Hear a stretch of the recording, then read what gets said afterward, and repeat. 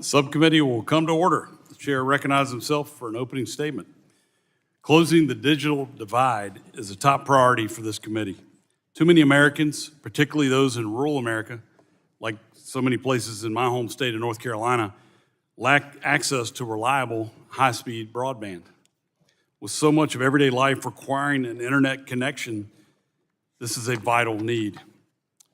Since 2020, Congress has provided billions of dollars to connect unserved Americans. The most significant effort is the Infrastructure Investments and Jobs Act, or IIJA. This massive bill included the $42.5 billion Broadband Equity Access and Deployment, or BEAD, program at the National Telecommunications and Information Administration, NTIA. It's been over 3 years since the IIJA became law, and we're still waiting for the first home to be connected using these funds. I think we should understand how this happened. First, FCC maps that Biden FCC Chairwoman Rosenworcel said would be ready in months, instead took much longer to develop. Then the Biden-Harris administration saddled the BEAD program with regulations unrelated to broadband to appease left-wing interest groups. These included technology preferences, burdensome labor rules, and climate change requirements, to name a few. Worse, the Biden administration flagrantly ignored the law by forcing states to regulate broadband rates before NTIA would approve their proposals, even though the law explicitly prohibits rate regulation. These actions did nothing to deploy broadband, but instead created confusion while making the program less attractive to providers and deployment more expensive. Energy and Commerce Committee Republicans are committed to fixing these mistakes so that every American has access to broadband as quickly as possible. That's why today I, along with many Republicans on this committee, introduced the Speed to BEAD Act. This bill would eliminate the burdensome Biden regulations so that we can get money out the door, shovels into the ground, and broadband into as many homes as possible. Specifically, this bill would eliminate the unnecessary, expensive regulations NTIA imposed, further clarify the rate regulation by NTIA or any other entity is prohibited, ensure that the program is run on a technology-neutral basis, and more efficiently use tax dollars by ensuring that awards to providers are cost-effective and that funds are only used for deployment. These changes to the BEAD program can be implemented quickly, provide certainty to the states, and not hinder the progress that states have already made. And I'm excited to hear that Secretary of Commerce Howard Lutnick just a few minutes ago announced that he's launching a review of the BEAD program to cut red tape, eliminate waste, and make sure Americans get connected faster. I'm thrilled to have him join me in this effort. Reforming BEAD is one important step to ensuring every American has access to broadband, but it's not enough. We also need to reform the permitting process for broadband projects. If we do not reform this process, all the money will get tied up in burdensome permitting reviews, resulting in more unnecessary delays. For the past 3 Congresses, Energy and Commerce Republicans have introduced legislation to streamline the broadband permitting process. We have proposed codifying existing shot clocks to provide predictability in state and local permit reviews, exempting previously disturbed lands from duplicative and burdensome environmental and historic preservation reviews, and instilling transparency and urgency in permitting on federal lands. Some of these bills had bipartisan support and passed the House last Congress. I wish my Democrat colleagues had been willing to work with us on the most meaningful reforms, which were included in Representative Buddy Carter's American Broadband Deployment Act. I hope this new Congress and the urgency of the moment will inspire bipartisan cooperation on this effort, and I certainly extend my hand to my colleagues across the aisle. We must do everything we can to remove these unnecessary barriers to deployment. In conclusion, unserved Americans have waited too long for the promise of connectivity, but now is the moment to close the digital divide once and for all. Today's hearing is an opportunity to hear from stakeholders about how to address these challenges and how to stop it from happening. I look forward to hearing from our witnesses. I now yield 5 minutes to my colleague, Ranking Member Doris Matsui, for her opening statement. You are recognized. Thank you, Mr. Chairman. I want to thank the witnesses for being here today also. We all recognize that reliable, high-speed internet is no longer a luxury. It is a necessity. It powers our economy, it supports education, it strengthens public health, and it connects us to our loved ones. That's why, under the Biden administration, Congress passed a bipartisan infrastructure law investing $65 billion to close the digital divide. This includes over $42 billion for the Broadband Equity, Access, and Deployment Program, or as we call it, BEAD, to bring high-speed internet to tens of millions of Americans who still lack access. Just as critically, Congress also directed nearly $3 billion in digital equity grants to ensure all communities have the skills, training, and technology to reap the full benefits of online access. During the last administration, NTIA worked diligently with state and local partners to make the most of this once-in-a-generation investment to connect all Americans.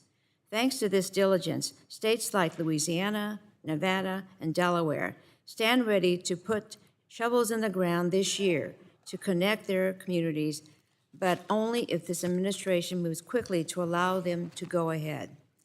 Many other states, including California, are hard at work launching a fair and competitive award process and implementing digital equity plans so that our federal broadband dollars go to where they're needed the most. Yet, instead of building on this program, President Trump is actively sabotaging it, delaying and injecting uncertainty into federal broadband programs. Freezing broadband funding ignores the law and harms the tens of millions of Americans who are counting on these programs to get connected.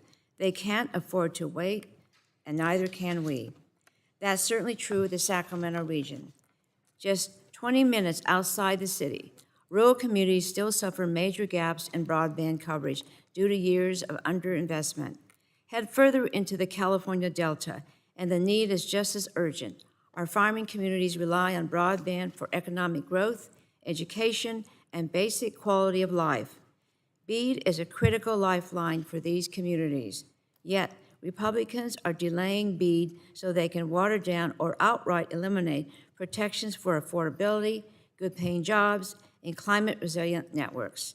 These changes will drive up costs for consumers while driving down the quality of service. I'm also deeply concerned by attempts to divert funding from fiber to Elon Musk's Starlink satellite service. Unlike satellite, fiber is a gold standard and future-proof technology that will grow with consumers' data needs over time. Granted, some remote areas may be better served using non-fiber alternatives, but existing BEAD guidance already recognizes this. We need smart broadband investments that will last, not short-term fixes that can cost taxpayers more in the long run. Republicans claim they're just being technology neutral, but can we trust this when the Trump administration has given Elon Musk nearly unfettered authority to further his business interests by taking over government contracts and dismantling agencies regulating his companies? And last week, not a single Republican voted with Democrats to ensure this committee conducts oversight into conflicts of interest like Musk. So forgive me if I find it hard to believe that Republicans will ensure that the Trump administration applies broadband rules fairly. Let's be honest, it seems to me that today's hearing is about Republicans fishing for excuses to toss 3 years of work into the trash, undermining our efforts to connect every American. I urge my Republican colleagues to stop the delays, stop the sabotage, work with us to fully implement all federal broadband programs, including BEAD and digital equity. This includes holding the Trump administration accountable for delays, conflicts of interest, and violations of the law. Otherwise, the American people will be paying for Republicans' broadband blunders for generations to come. And with that, I yield the balance of my time. Thank you. I now recognize the chairman of the full committee, the gentleman from Kentucky, for 5 minutes for his opening statement. Thank you, Mr. Chair. I appreciate that. And we are going to do oversight of this, and we're going to move forward in this area. I think what was just said, at 3 years of effort and not 1 inch of fiber has been built. Our people are clamoring in our area for local broadband, to have access to the internet and broadband. And you know, Congress appropriates and authorizes spending of this amount of money, and 3 years into it, for some reason, because not following the law, trying to put more on the law than the law requires. Unfortunately, people are just starting to speak up about that now instead of over the last 3 years. But I want to start with introducing Greg Hale from Logan County, Kentucky. He's a great friend of mine. I've known him for a long time, and he really is passionate. He's a believer in getting broadband to rural America, rural Kentucky, particularly rural Logan County. And if there's somebody better in the country that knows this issue and is also a practitioner of this issue, trying to get it done, they may exist, but I haven't met them yet. You're the best that I know of, and so that's why we want you to be here, because we know you can share what's important, the most important part. But as I said, I represent rural and growing communities in Kentucky's 2nd District. Access is critical for our students to do their homework, for people to connect with their doctors, and to stay in touch with their friends and loved ones. Connectivity helps bolster communities. In the private and public sector investments totaling in the billions of dollars to build out communications infrastructure across the country have yet to close the digital divide for many Americans, including many of my constituents who lack access to the broadband at home. On the federal level alone, there are more than 130 broadband programs across 15 different agencies, all with varying amounts of funding and requirements and varying amounts of success. In 2021, the BEAD program had more than $42 billion in taxpayer dollars for broadband expansion in unserved areas, and yet, as I said, not a single inch of fiber was 2021, 4 years, so it's 4 years. Not a single inch of fiber has been laid as a result. Despite naming Vice President Harris as the broadband czar, the Biden administration failed to deliver on their promise of connecting all Americans through BEAD by failing to connect even one American. A one-size-fits-all approach does not work. As a first step, the program needs to be reformed to be a technology neutral, so states have the flexibility to choose what technology is appropriate for them. We need to eliminate the burdensome and unnecessary regulations that the Biden administration imposed that have nothing to do with the bill except to slow down the process. This program has been a failure of mass proportions, and we must act quickly to course correct so that billions of American taxpayers, the dollars are not wasted. Will people get access to service and in a quicker and prompt way? In addition to BEAD, today we're talking about the FCC's Universal Service Fund, and this program supports broadband service in high-cost, often rural areas, aid schools, libraries, rural health centers across the Kentucky and the country, and access connectivity for low and income Americans so they can afford broadband service. The constitutionality of the USF is being challenged in the Supreme Court, and if the court ultimately holds that USF is unconstitutional, the program will come to an end, and it will be a devastating outcome if that happens, leaving many Americans without service. Congress must act to affirm the constitutionality of this program and hope this is an area where we can find bipartisan agreement to react quickly if we have to react quickly. In addition to addressing the immediate need, we also need to address the long-term sustainability of USF. After almost 30 years, Congress needs to reevaluate the role that USF should play in providing support, particularly after the significant investment in broadband over the past 5 years. So I really look forward to today's discussion. I appreciate my good friend from Kentucky for many years to be here, and I look forward to the outcome of this hearing. And Mr. Chairman, with that, I'll yield back. Thank you, Chairman. Now recognize the gentleman from New Jersey, the ranking member, for 5 minutes for his opening statement. Thank you, Chairman Hudson. The Bipartisan Infrastructure Law's $42 billion BEAD program was designed to ensure every American household can connect to high-speed, reliable, and affordable internet. Not one Republican on this committee supported those investments. Instead, committee Republicans have done nothing but undermine our efforts to deploy more reliable and affordable broadband. And I regret that today's hearing is more of the same, with an eye in the rearview mirror. Just so the record is clear, former Assistant Secretary Alan Davidson and his team at NTIA rose to the occasion to build and implement the largest and most sophisticated broadband program in our nation's history, one with 56 different nerve centers and unique sets of considerations, with independent planning and decision-making taking place in every single state and territory. 3 states have received approval of their final proposal. 4 states have completed their selection of internet service providers after widely successful application rounds, and 30 states are in the midst of running highly promising application rounds. In 6 weeks, however, the Trump administration has not moved one state forward in the process. And this is not a surprise, since the administration has instead prioritized dismantling the federal government by gutting agencies and firing federal employees, and congressional Republicans have silently watched from the sidelines. And we know that Elon Musk is salivating over the prospect of steering BEAD dollars to his companies. Just yesterday, the Wall Street Journal reported Musk's SpaceX and Starlink could receive up to $20 billion worth of BEAD funding under new plans being developed inside the Commerce Department. Musk's a grifter, and Republicans are going to just stand by and watch.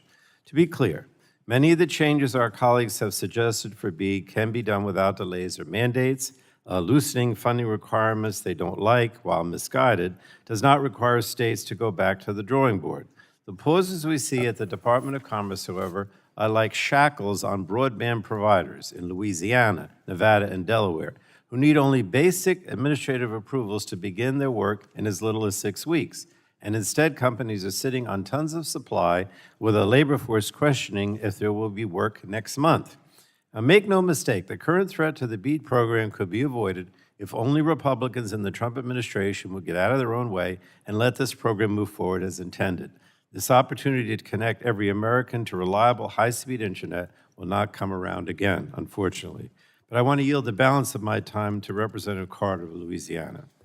Thank you, Ranking Member Pallone. In January of this year, Louisiana became the first state in the nation to secure federal funding approval for our plan to deploy $1.3 billion in broadband and equity access and deployment, or BEAD, funding.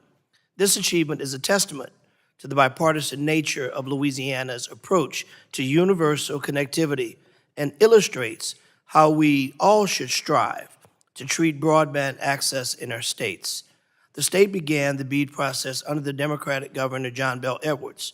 It completed its plan under the Republican Governor Jeff Landry, who called this program a generational investment that will create thousands of jobs, drive billions in economic growth, and transform Louisiana's communities in all 64 parishes.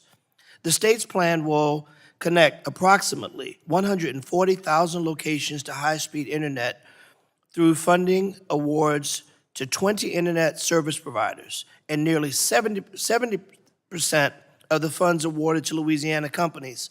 More than 90% of these locations are set to transition from zero connectivity to future-proof broadband fiber. Altogether, these broadband investments will drive significant economic growth for the state, creating approximately 10,000 new jobs and generating an estimated $2 to $3 billion in new revenue for Louisiana companies. However, since the Trump administration took office, just a week after Louisiana received approval for its final proposal, the Commerce Department has withheld final funding approval that would have otherwise put shovels in the ground in just 6 weeks in my home state.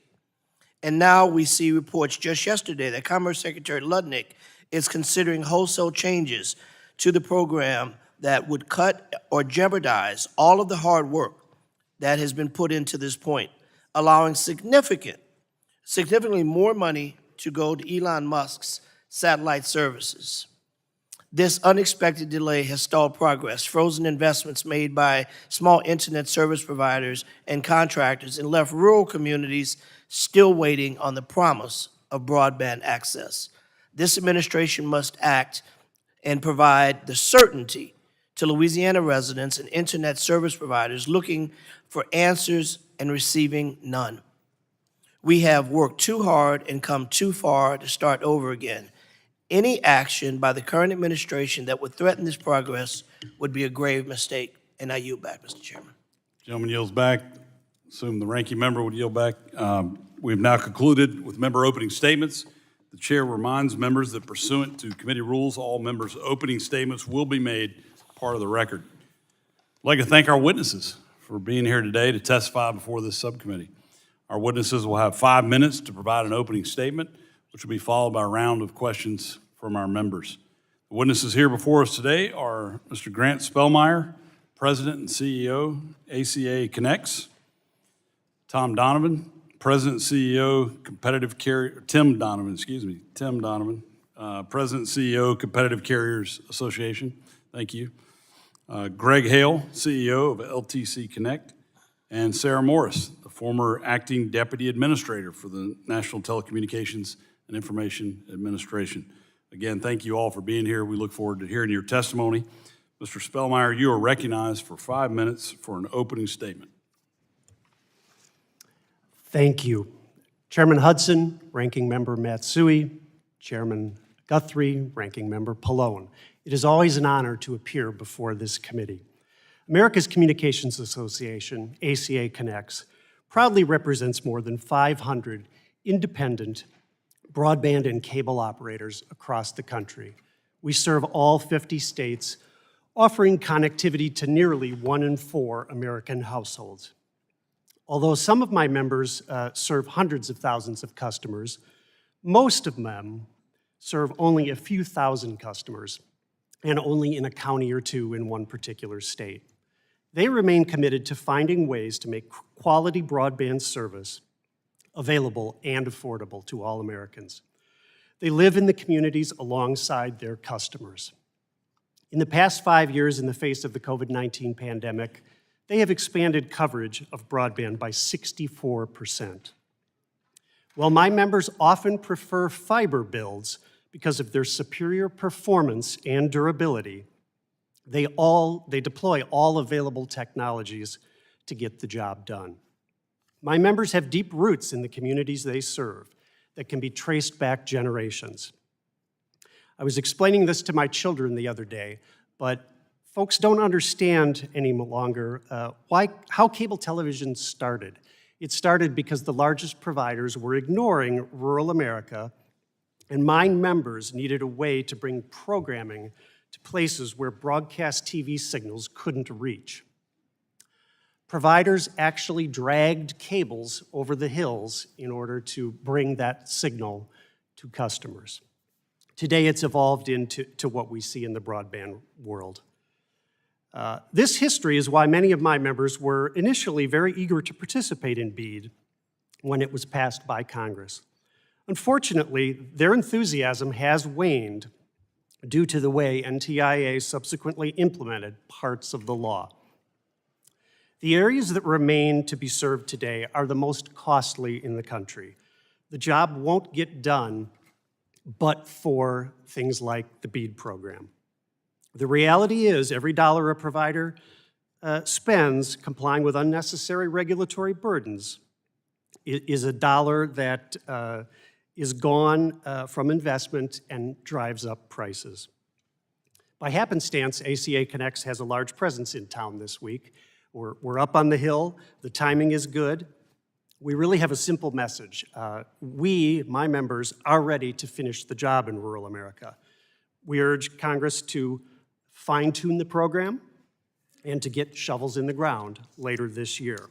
In order to do that, Congress should direct the NTIA to strip costly and extraneous requirements that are deterring participation, and ensure that states have reasonable flexibility in evaluating the broadband technologies that should be used in each state. The one thing we can't afford to do is to materially delay implementation. States that are ready to proceed quickly should have the flexibility to do so. Beyond the BEAD program itself, Congress must act to speed up the deployment of broadband by adopting permitting and right-of-way reforms. Specifically, we encourage Congress to adopt reforms that encourage consistency in state and local permitting and to take action to streamline and harmonize permitting policies across federal agencies. ACA Connects was proud last year to support Congressman Buddy Carter's bill, the American Broadband Deployment Act, and we are also glad that Congressman Pfluger and Soto are leading again this year on the Federal Broadband Deployment Tracking Act. Backing up to the 50,000-foot level, as you all know, this committee has a long and proud legacy of bipartisan problem solving. As the courts have recently affirmed, Congress writes the laws and federal agencies implement them. The issues that we are discussing here today, in my opinion, are all ripe for action by this committee. The committee should act to codify clear direction to the federal agencies involved on both of these subjects and move forward quickly.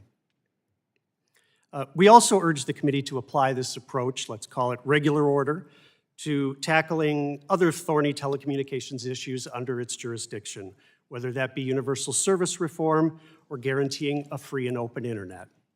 Congress has a golden opportunity to codify rules that will remove uncertainty and encourage investment. And with that, we look forward to working with the committee. Thank you. Mr. Donovan, you're recognized for 5 minutes for an opening statement. Thank you. Chairman Hudson, Ranking Member Matsui, members of the subcommittee, thank you for the opportunity to testify about the challenges facing rural communications providers. CCA members range from small rural providers serving fewer than 5,000 customers to regional and nationwide operators serving millions, as well as vendors and suppliers throughout the communications ecosystem, connecting communities using all technologies available, including mobile, fixed wireless, wired, and satellite. Every day, CCA members work to provide high-quality broadband services by upgrading and expanding their networks, including in the most remote and hard-to-serve areas across the country. I'd like to take a moment to say thank you for the work to fund the shortfall in the Rip and Replace program, which created an existential threat to rural connectivity in several areas. We look forward to working with you and the FCC to see this program to completion and continued work on network security. As policymakers consider the future of rural connectivity, we are at an inflection point. Decisions made today will either advance American leadership in the communications industry, including 5G and future wireless services, and close the digital divide, or risk abandoning critical investments that rural Americans rely on every day. Decisive action is needed in several key areas. First, the Universal Service Fund must be sustained and modernized. USF is the most effective tool for bridging the digital divide, including preserving existing networks while work continues to expand broadband access. It is the backbone of rural broadband.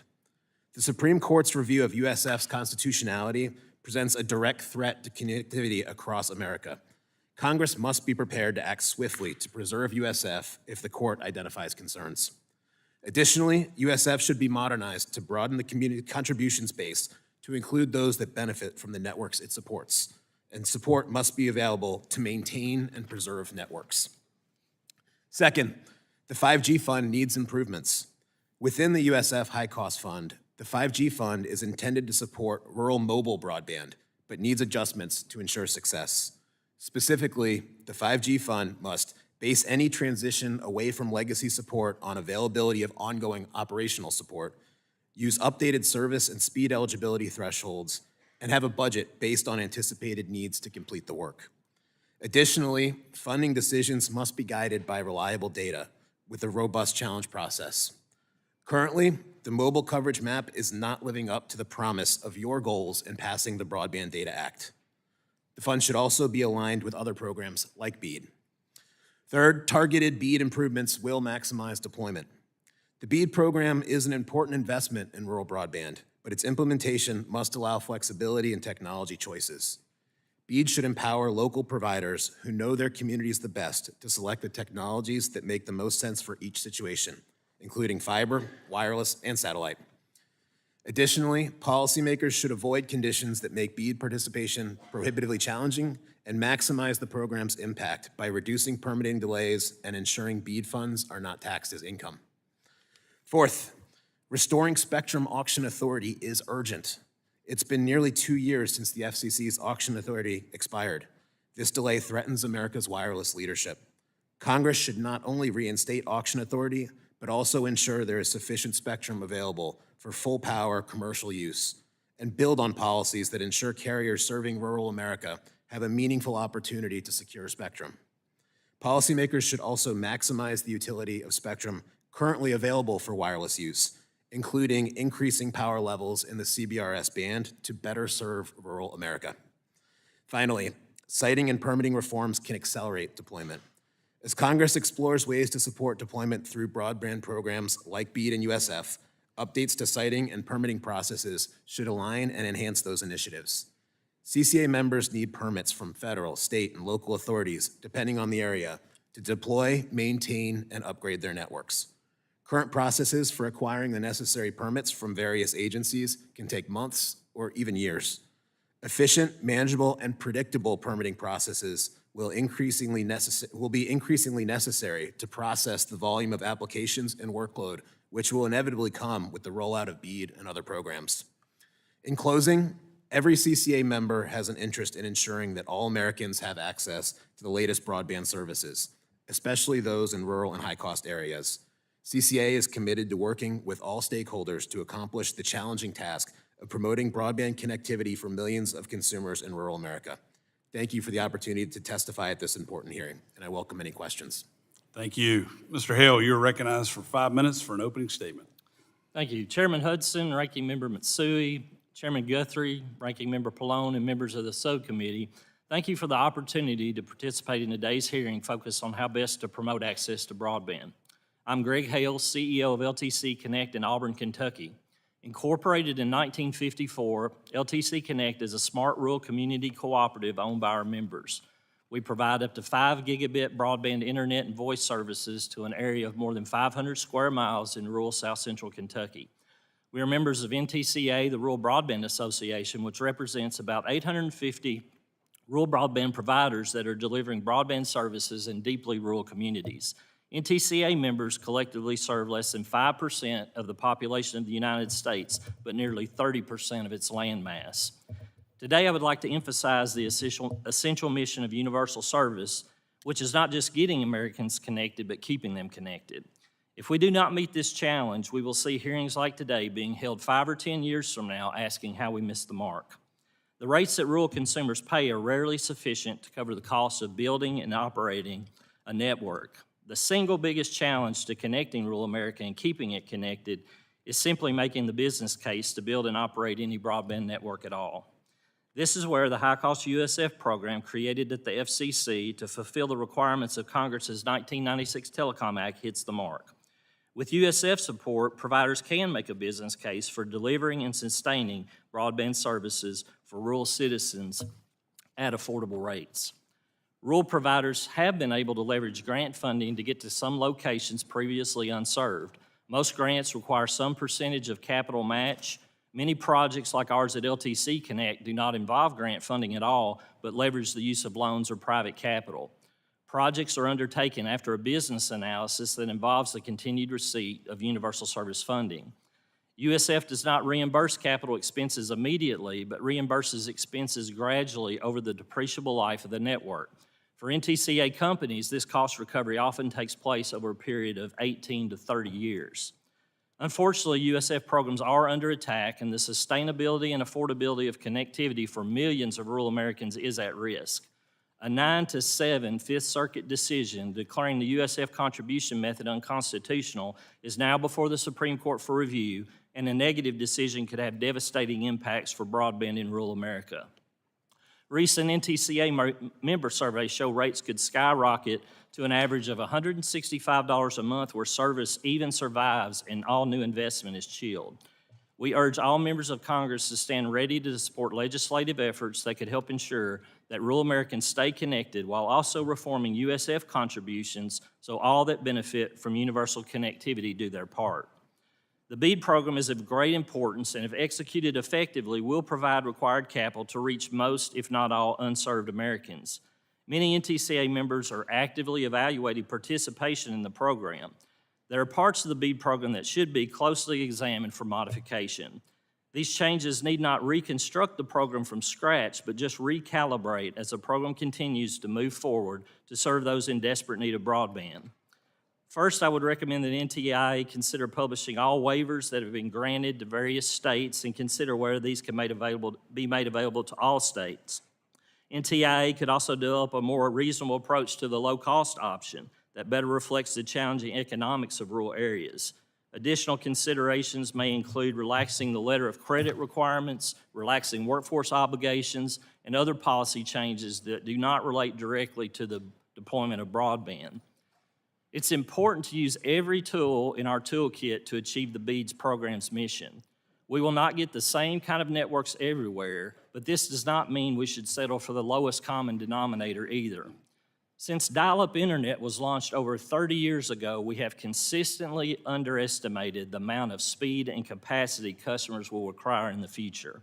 Robust networks that can provide what businesses and customers need today and what they will need well into the future should be the goal, even as we empower states to make the best decisions for their unique circumstances. In my written testimony, I also outline other issues that require attention, including permitting delays, the accuracy of the broadband map, and the taxing of broadband grants. NTCA members like LTC Connect are deeply committed to the customers we serve, and given our track record of success in rural areas, small community-based providers should be seen as a critical component of any strategy to achieve universal service. We look forward to working with you and other stakeholders to ensure that all Americans will experience the many benefits of broadband for decades to come. Thank you again for the opportunity to address these issues, and thank you for your commitment to getting and keeping every American connected. Thank you. Ms. Morris, you're recognized for 5 minutes for your opening statement. Chairman Hudson, Chairman Guthrie, Ranking Member Matsui, Ranking Member Pallone, and members of the subcommittee. Thank you for the opportunity to testify today. We stand at a pivotal moment in our nation's broadband expansion efforts. Over the last 3 years, states have made tremendous progress implementing the broadband programs established under the Infrastructure Investment and Jobs Act. Middle mile projects are under construction, with over 4,500 miles of fiber being built. Digital equity grants are being awarded, and states are in the final stages of the 14-step BEAD process set by Congress. Through BEAD, the states are working to connect everyone in America to affordable, reliable, high-speed internet. We are on the verge of historic broadband deployment in each of your districts. But right now, all progress is at a standstill. Since the new administration took office, the Department of Commerce has issued no new guidance or approvals. This inaction means that communities in your districts remain disconnected. If we do not restart these programs very soon, we risk throwing away years of careful planning and bipartisan effort in the states. These investments are critical. The broadband grant programs were designed to overcome the economic and social barriers that have kept the hardest to reach communities offline. As this subcommittee knows, connectivity isn't just about convenience, it's about access to healthcare, education, jobs, and economic opportunity. For example, the Department of Veteran Affairs has found that telehealth can be just as effective as in-person mental health treatment. When veterans received improved connectivity, suicide-related emergency room visits decreased by 36%, allowing veterans to receive critical care in the comfort of their homes.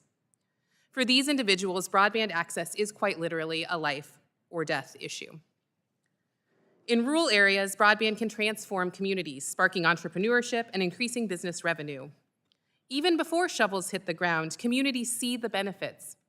In North Carolina and Georgia, fiber companies have invested hundreds of millions of dollars in new fiber manufacturing facilities, bringing jobs and revenue directly to these states. And by boosting domestic manufacturing capabilities, these programs ensure, for example, that USAI data centers will be connected with American-made fiber rather than Chinese fiber. Despite these investments, some have expressed concerns about the pace of the BEAD implementation. The reality is that states are almost finished with the 14-step process Congress designed.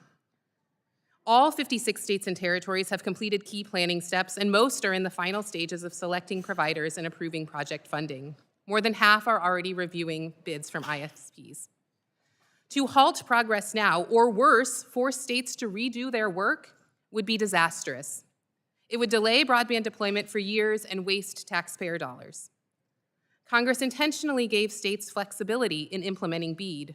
States know best how to address their unique geographic and economic conditions, and they should be allowed to make the transformative investments that they are poised to do. States have already addressed the most controversial areas of the law. The law requires ISPs receiving BEAD funding to offer a low-cost plan defined by states in consultation with NTIA.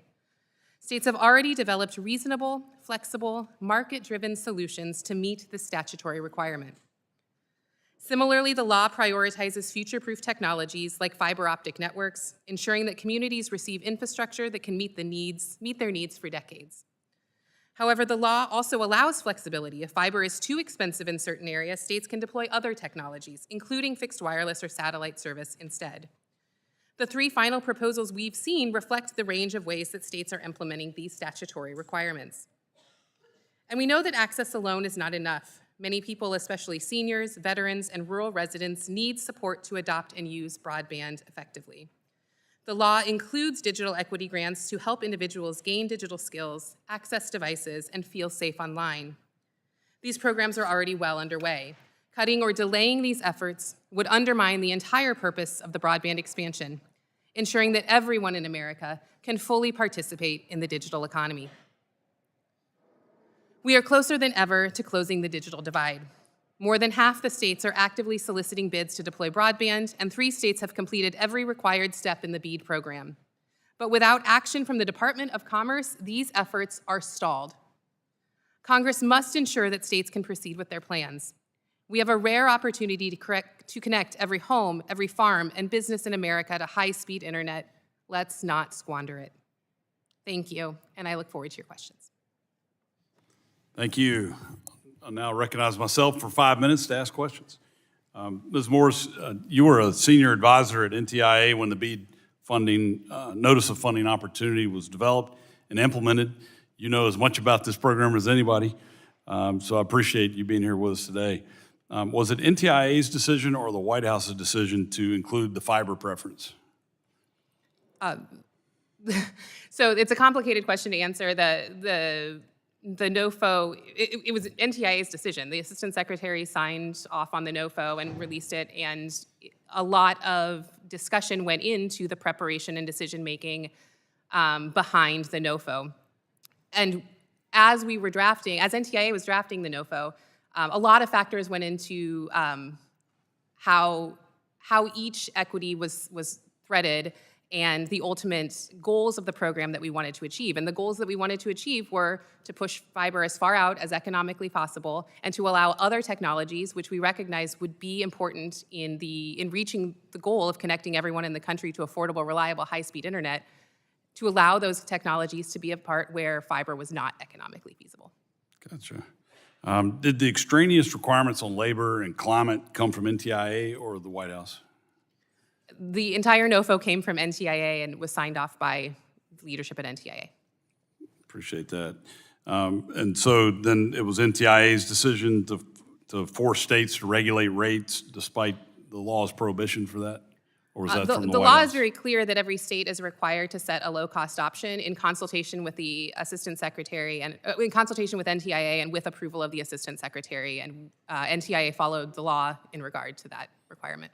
Well, were you aware that NTIA was violating the law by forcing states to include a rate or formula for a rate in their initial proposals?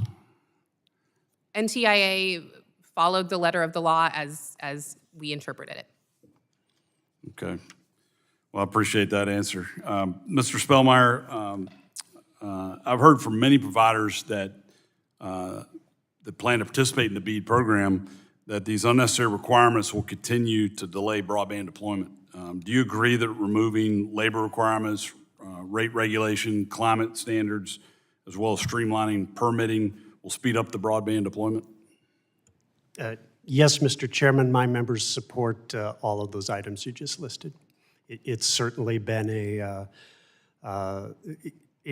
in some of those instances, it causes delay. In others, it increases prices, costs, and therefore the number of areas you can cover. I agree with that. Mr. Donovan, NTIA has not administered the BEAD program in a technology-neutral way. How has the lack of tech neutrality in BEAD affected CCA's members? As our members look at the opportunities for BEAD, they're just asking to be able to use every way they possibly can to connect their neighbors. I think they know their geographies, they know the challenges, they know if you need to go around a river, they know where wireless makes the most sense, they know where to put fiber. So they're just asking for that flexibility. Well, my state experienced a devastating hurricane last fall. We had folks disconnected from loved ones for days, unable to reach emergency workers for help. What can we do to restore connectivity faster during recovery efforts in the future? Yes, as we work with our members, especially in North Carolina and in places where entire wired networks were completely washed away, restoring wireless and mobile services is an immediate way to provide connectivity. And what would be really beneficial for that is making sure that those carriers can use their spectrum resources most efficiently to connect their neighbors and their communities. So that includes things like taking spectrum licenses they have in the CBRS band and being able to use power levels that are comparable to neighboring bands that allows signal to go 3 to 5 times further from the same tower. So things like that would be really helpful to make sure you can restore services immediately. I appreciate that. I will now recognize the ranking member of the committee, Ms. Matsui, for 5 minutes to ask your questions. Thank you very much, Mr. Chairman. Roughly 1 in 5 American households lack access to high-speed internet. They can't afford to wait on broadband. Yet Republicans are risking changes to the BEAD program that would delay and weaken this once-in-a-generation investment. This is even more frustrating when states are nearly at the finish line. States like Louisiana, as Mr. Carter said, they're ready to push shovels in the ground in a matter of weeks.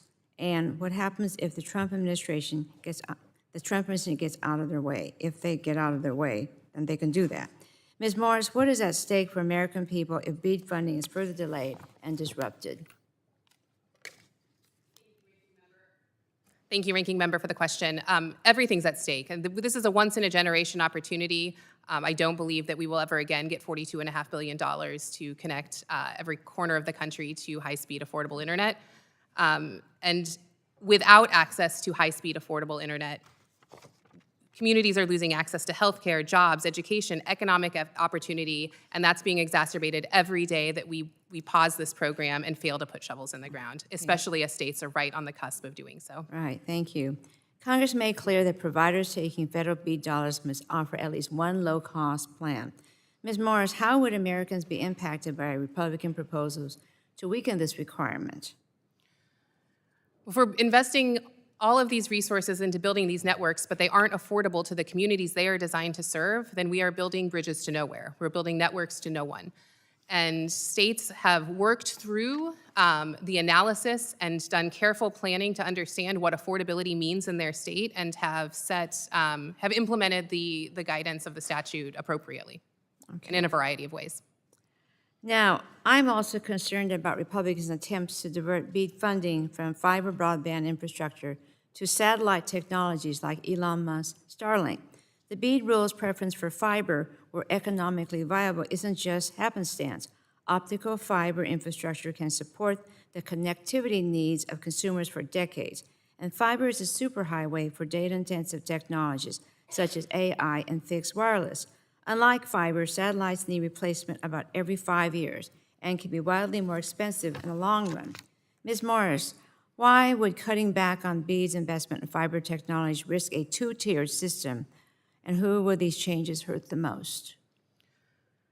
Thank you, Ranking Member. As you know, fiber is the platform for our next generation of innovation, and communities that lack access to fiber will continue to suffer.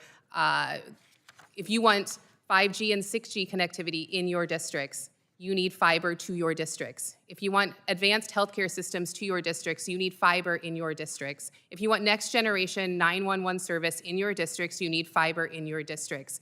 Now, we recognize, NTIA recognized in the BEAD NOFO that fiber is not an economically viable solution for every single household. But the goal of the notice of funding opportunity is to, and the goal of the statute is to push push high capacity internet as far as possible, and to rely on other technologies to fill in the gaps where it's not economically viable. Absolutely. Reliable high-speed broadband access is a fundamental pillar of modern life. From rural broadband deployment to vital programs like Lifeline and E-Rate, the Universal Service Fund has been a savior for millions of Americans.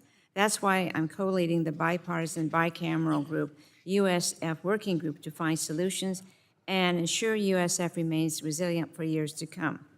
That's why I also joined a bipartisan congressional amicus brief to the Supreme Court defending the constitutionality of USF. Mr. Donovan, as we expect a decision regarding USF in June, can you describe what the impact to your consumers will be if USF is eliminated or significantly altered by the Supreme Court? Certainly, and thank you for joining 28 of your colleagues on that bipartisan bicameral brief. It was greatly appreciated, and for your ongoing work with the USF Working Group to provide long-term solutions to that. Here to ring the alarm that there will be immediate problems of connectivity for Americans immediately if the Supreme Court ends the Universal Service Fund. This isn't waiting for systems to degrade and customers will eventually be cut off. The actions on those impacted that you mentioned, both in high-cost areas, low-income schools and libraries, there will be immediate devastating effects. And so if I can leave you all with one thing today is that Congress needs to be prepared to immediately act and to act decisively to restore this program if the Supreme Court goes in that direction. Okay, thank you. Mr. Hale, do you agree? I agree completely. Okay, great. Thank you very much, and I ran out of time. Thank you. You back. The gentlelady yields back. The chair now recognizes the chairman of the full committee, Mr. Guthrie. Oh, oops. The chairman now recognizes Mr. Allen, the gentleman from Georgia. Oh, there he is. All right, we're gonna try this again. The chair now recognizes the chair of the full committee, Mr. Guthrie. You were Thank recognized. you, ran by. I had to come back to see my good friend, Mr. Hale. So, Mr. Hale, so Logan Telephone, or LTD Connect, received support from Universal Fund. Would you kind of walk through for the committee what would happen, impact on consumers? I know a lot of people have similar businesses to yours. Tell them who Logan Telephone is, and then it's a co-op, and what would happen if we had what would be the impact on constituents and consumers? Yeah, it would be devastating for. It's not a for-profit business, it's a co-op. I want to stress that. Right? For my company and companies like mine. We're finishing up a fiber project now. Within the next few months, we'll be 100% fiber. And the way the Universal Service Fund works, again, as I mentioned, it's the depreciation. So we have huge depreciation expenses. And if the court ruled, assuming that meant that USF went away completely, they're arguing primarily over the contribution factor. If USF went away completely, then we would quickly have very negative operating income. And I'm a co-op, I'm a nonprofit. We don't have to make a profit, but we can't lose money every year. So it would affect the long-term viability of my company. It would affect, obviously, the broadband that we provide to customers today, which is very, very robust, and the customer service that we provide to our members. Thank you, I appreciate that. And Mr. Spellhauer, my understanding is, as we're talking a lot about what's happening here in D.C., and the argument is that Congress authorized money and spent it, and the executive branch isn't spending the money that was authorized by Congress. We're probably over 3 years, almost 4, into the BEAD program, and we know that the executive branch was putting restrictions that Congress did not put on to spending the money.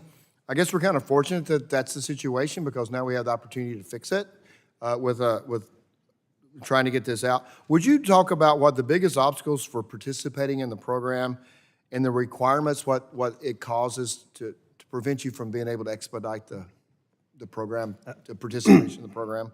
Absolutely, Mr. Chairman, and I would agree with you. First, and the good news is this is an opportunity to reset the table and get the job done. And as I said in my statement, my members are anxious to do that. I think the requirements that NTIA allowed the states to impose in a number of the areas that have been enumerated are particularly problematic because they raise the cost of providing the service. Be that prevailing wage rates as one, there are a whole number, as we've talked about, climate change related items that, depending upon how a state has interpreted that, is causing issues. We all are committed to affordability.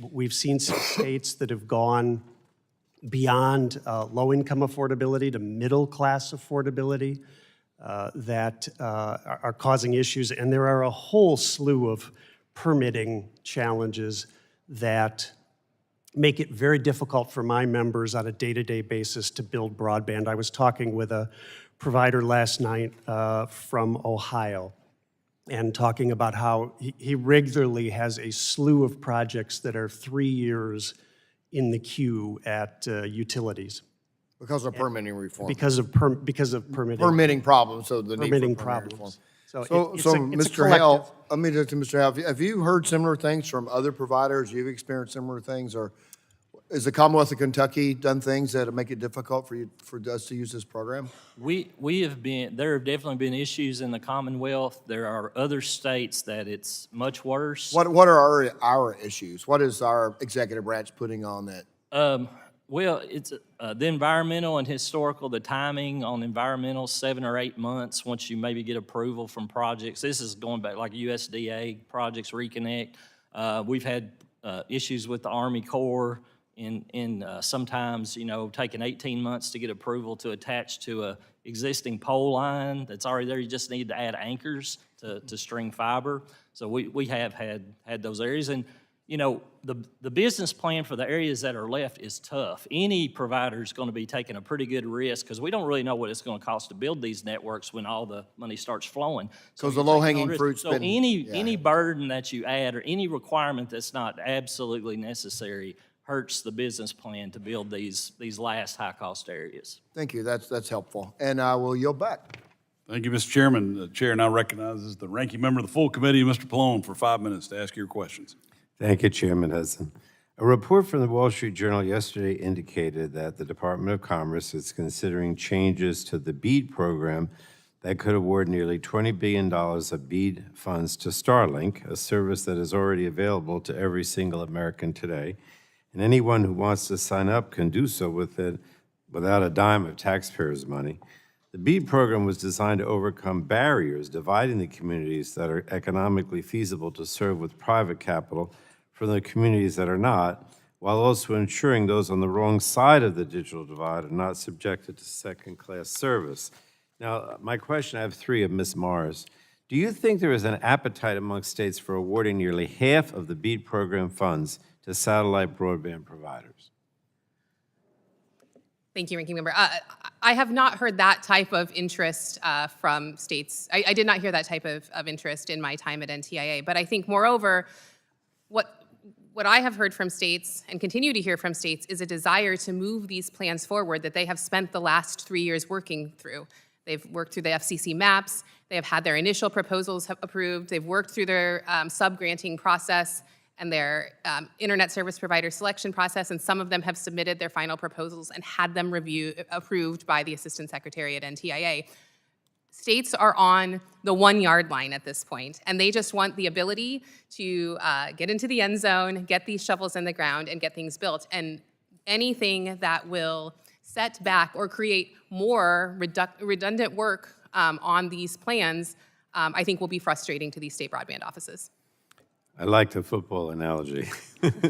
Over the past 2 years, we heard a steady chorus of fear-mongering from a small number of stakeholders who claimed the requirements of the BEAD program were so onerous that providers would not participate and the program would fail. So again, Ms. Mars, what is the level of BEAD participation in states currently, and are providers refusing to participate in application rounds, or is it more robust than we were led to believe?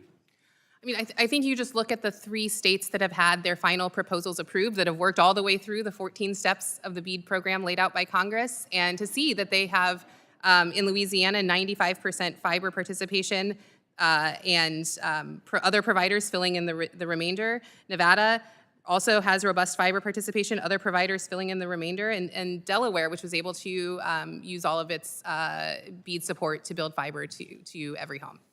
Okay, and then my third question, I think it's good to hear that state broadband officers are seeing such promising levels of participation given some of the rhetoric today, although I am concerned that companies will be discouraged from participating in the Trump administration's redo of BEAD, especially now that we know the Commerce Department is planning to stack the deck in favor of Elon Musk, SpaceX this time around.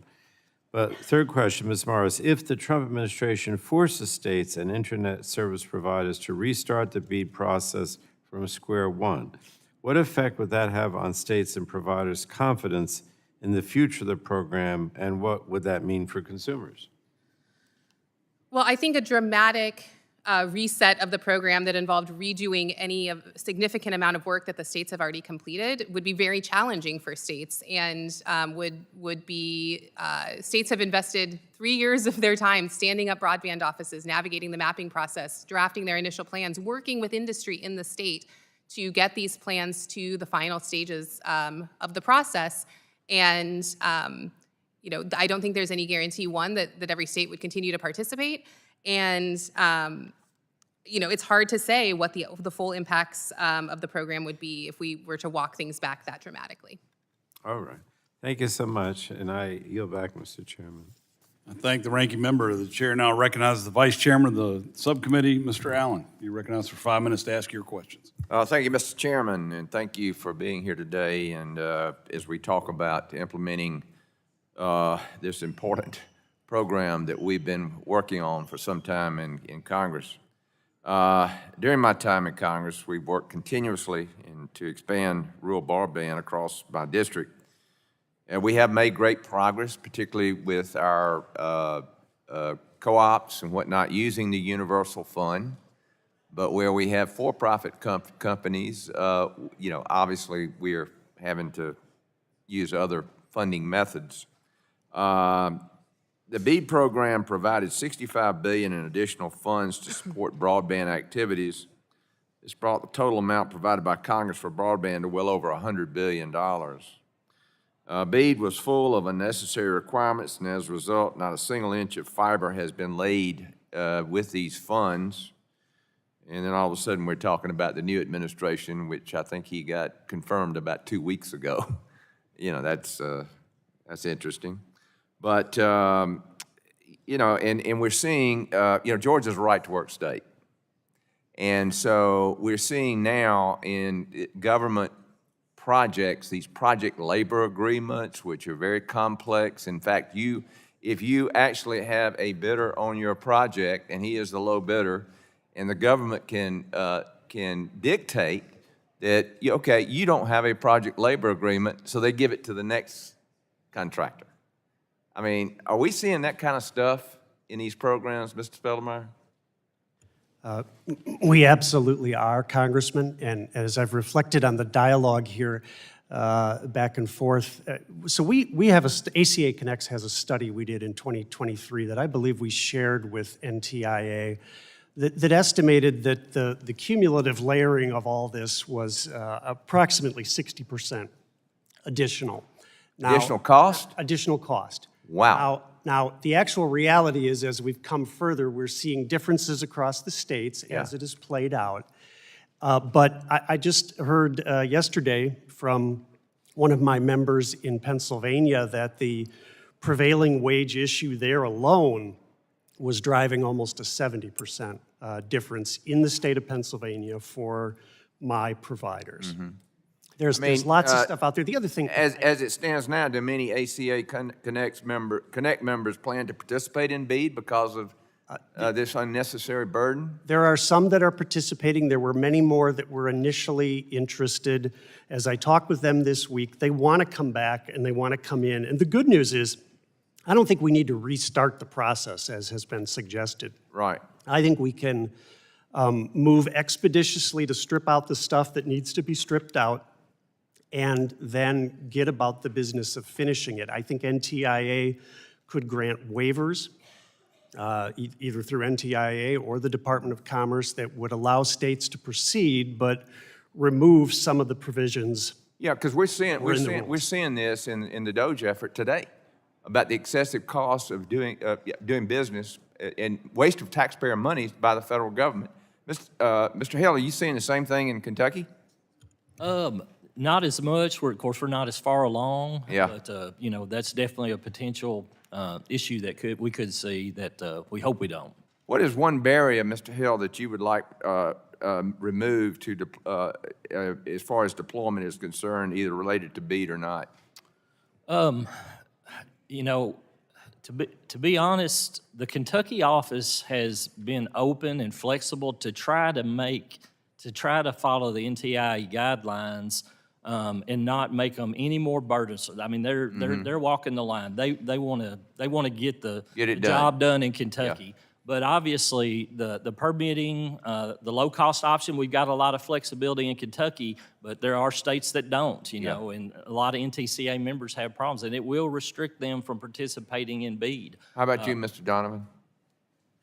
I think some of the workforce issues from an industry overall, we do not have the workforce that we need to complete this across the country. And that's why we've been pleased to work with partners like groups like Warriors for Wireless that are helping transition vets into wireless tower climbers, programs at NATE and WIA and other partners. But the bigger picture is that we need more workforce education. We need more workers in this industry. Yeah, we got 7 million open jobs in this country right now, and everybody's screaming about, you know, layoffs and all that stuff. I mean, it's ridiculous. But anyway, all right. Well, I'm out of time, and I'll yield back, Mr. Chairman.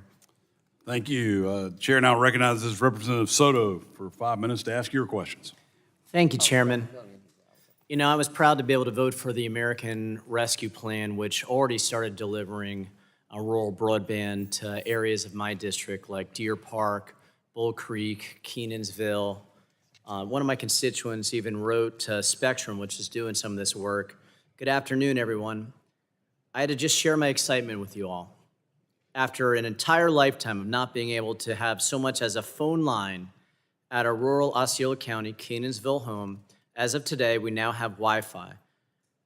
As I type this, Spectrum just finished installing it. It is incredible to experience firsthand the very goal that we all contributed to beginning some time ago. I know it's not complete for everyone yet, but it still is amazing. Tiffany Chapman is on the Double Z-Bar Ranch in South Osceola and is a 6th generation Osceolan. Unfortunately, my colleagues across the aisle, they all voted no on that bill. And then we got together to pass the rural broadband program that we're talking about today, the BEAD program. I'd call it the bipartisan infrastructure law, but every single Republican on this committee also voted no on that bill. And so to hear things like, suddenly now you're the champions of rural broadband, I think you guys call that fake news, right? We need to work together, and I think it's great. Look, if we would have sped up the program, y'all would have said there was fraud or waste. Since the program you felt too slow, now it needs to be more efficient. The reality is we had to go through maps, the states presented plans, and we're moving forward. But I suppose it's better late than never, and we welcome the bipartisan help. The good news is that the states are ready.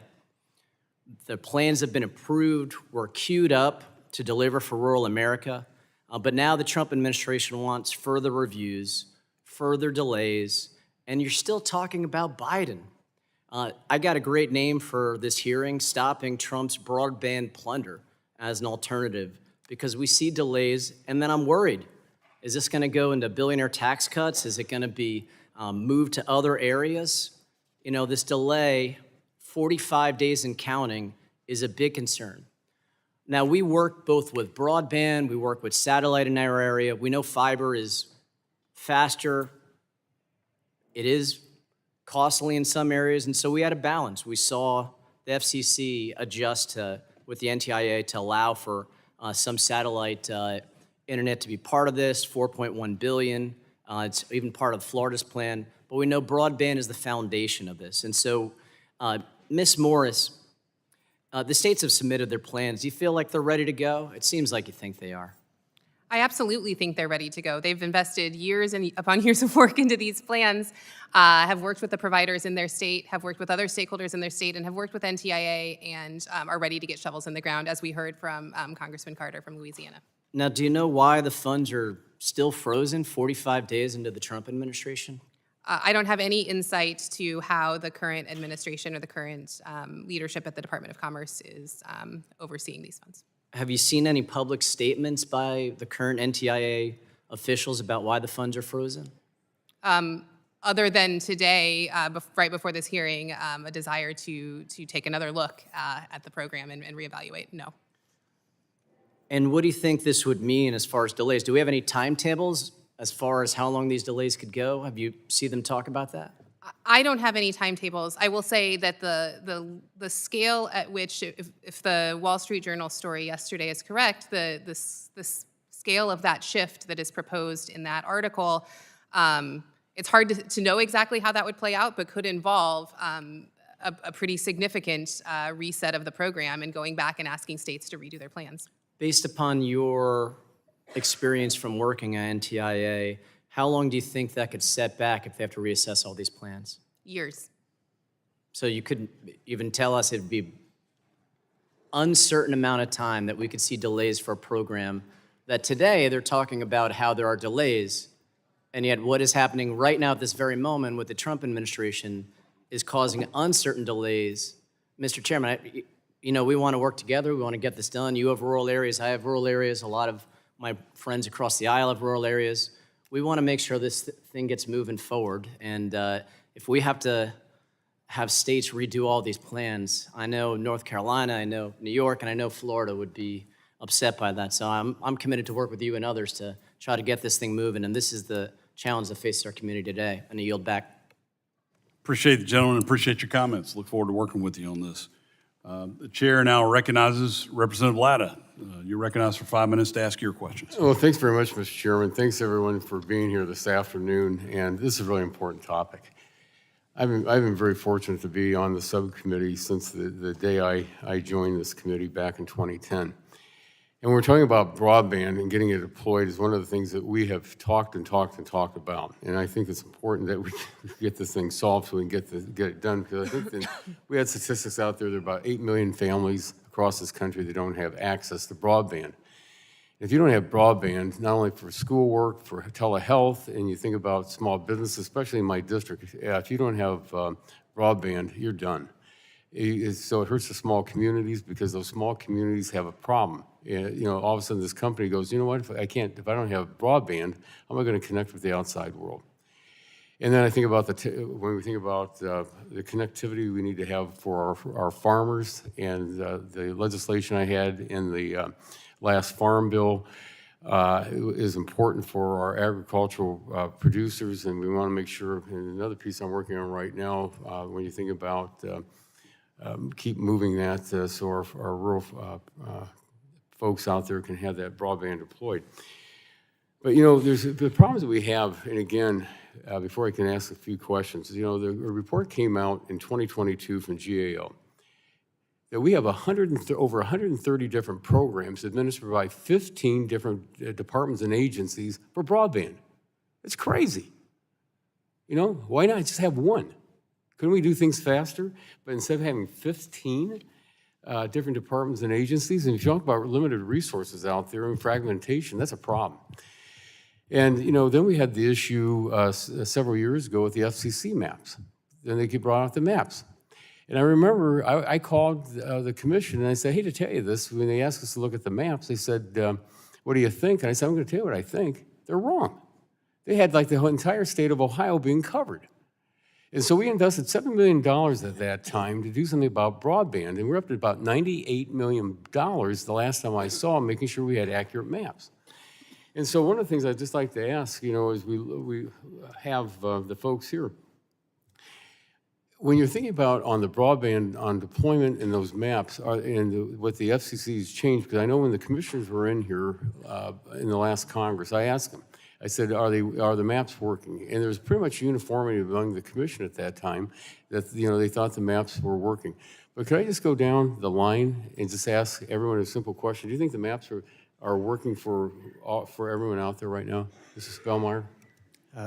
My members believe that the wireline maps have been improved substantially. I've testified in front of both the House and the Senate about many challenges in the wireless world previously. Mr. Donovan?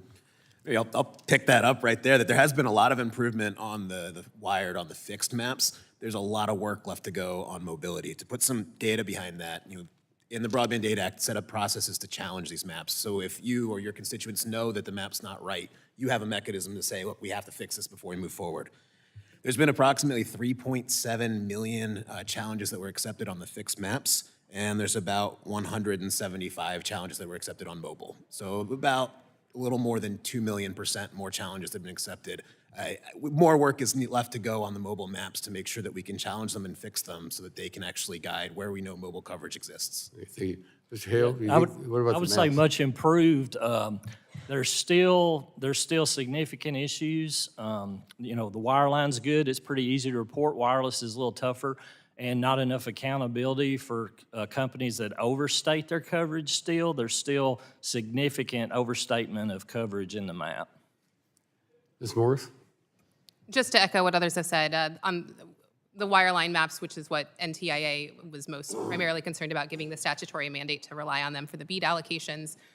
These are the best maps we've ever had in the history of federal mapping, and they continue to get better with every round of challenge processes. Thank you. And, you know, in my last 36 seconds, here's another one.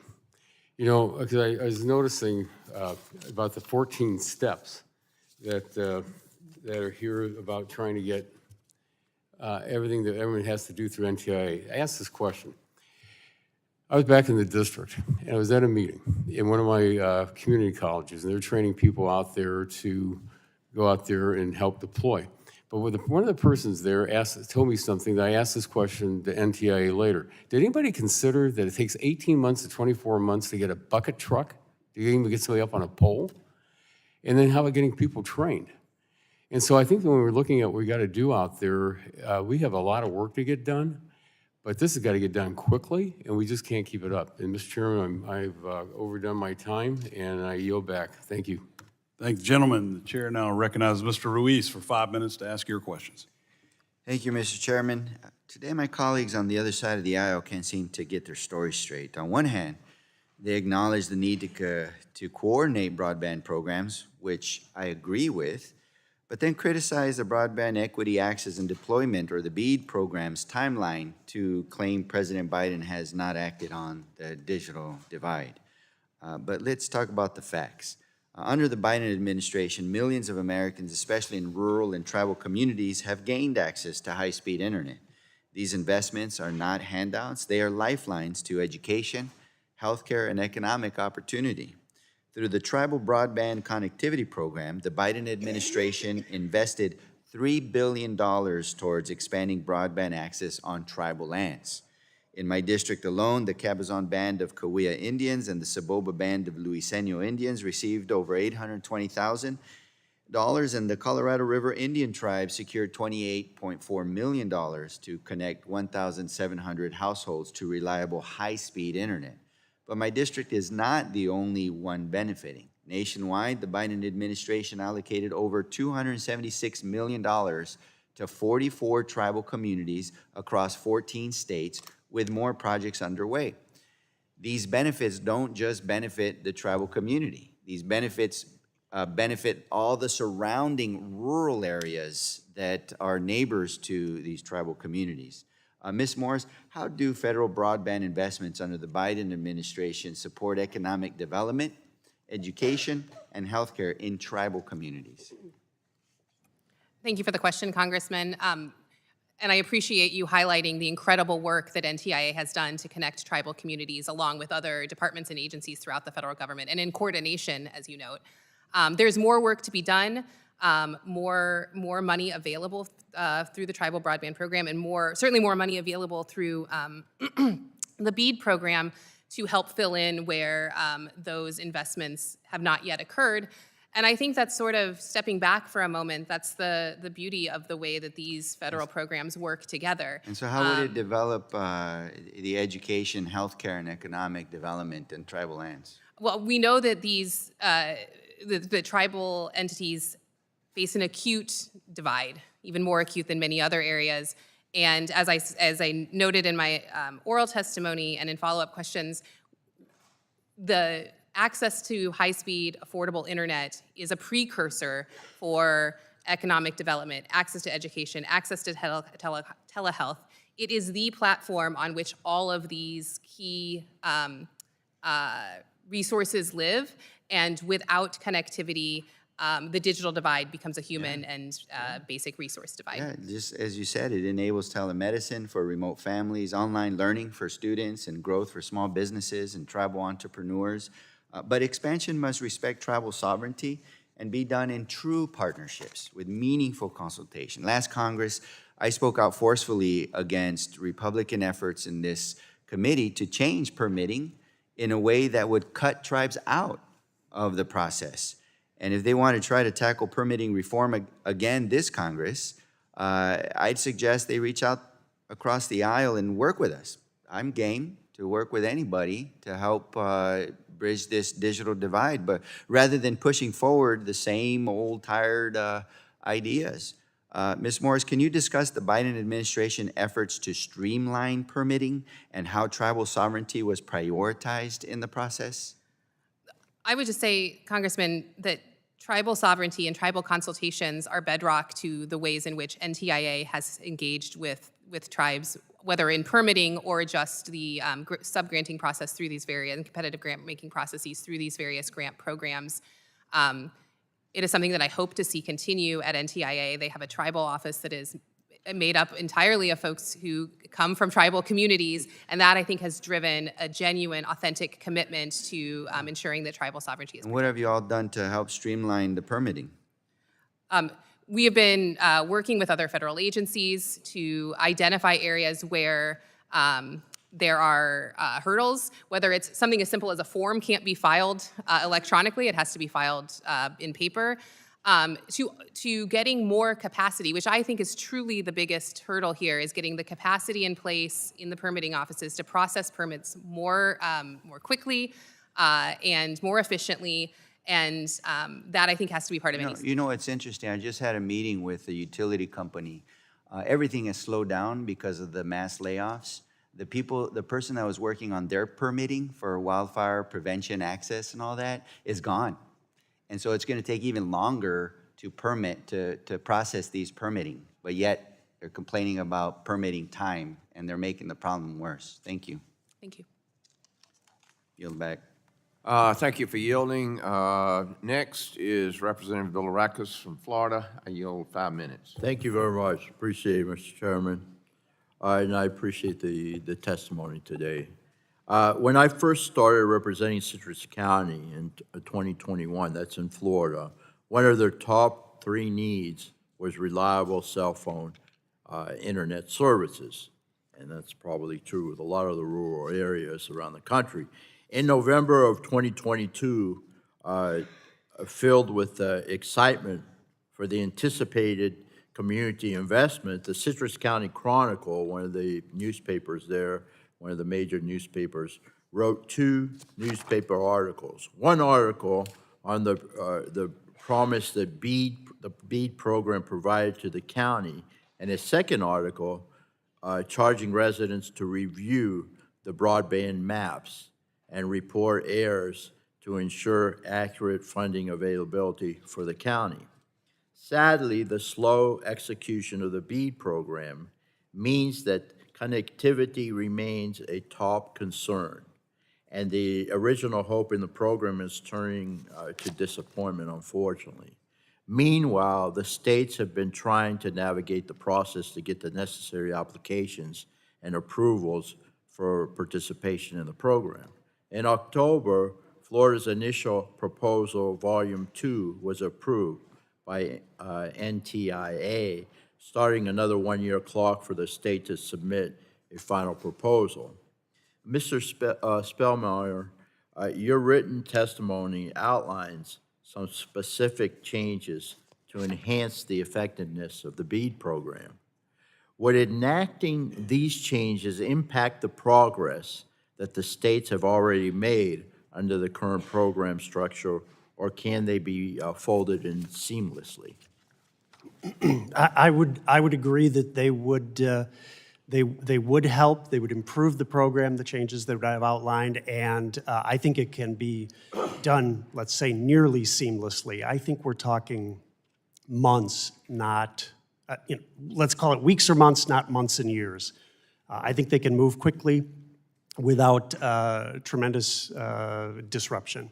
Oh, that's encouraging. Okay, during an NTIA oversight hearing in late 2023, I asked former Assistant Secretary Davidson about the prohibition on rate regulation within the BEAD program. The IIJA included a clear prohibition on rate regulation, and former Secretary of Commerce Gina Raimondo re-articulated that ban at a Senate hearing that same year. Mr. Davidson's response was the same. The law was very clear that NTIA could not regulate rates within BEAD. But subsequently, we heard that pressures and incentives were put on states that included rate regulation in their draft proposals. This question is both for Mr. Hale and Mr. Donovan. I still have some time left.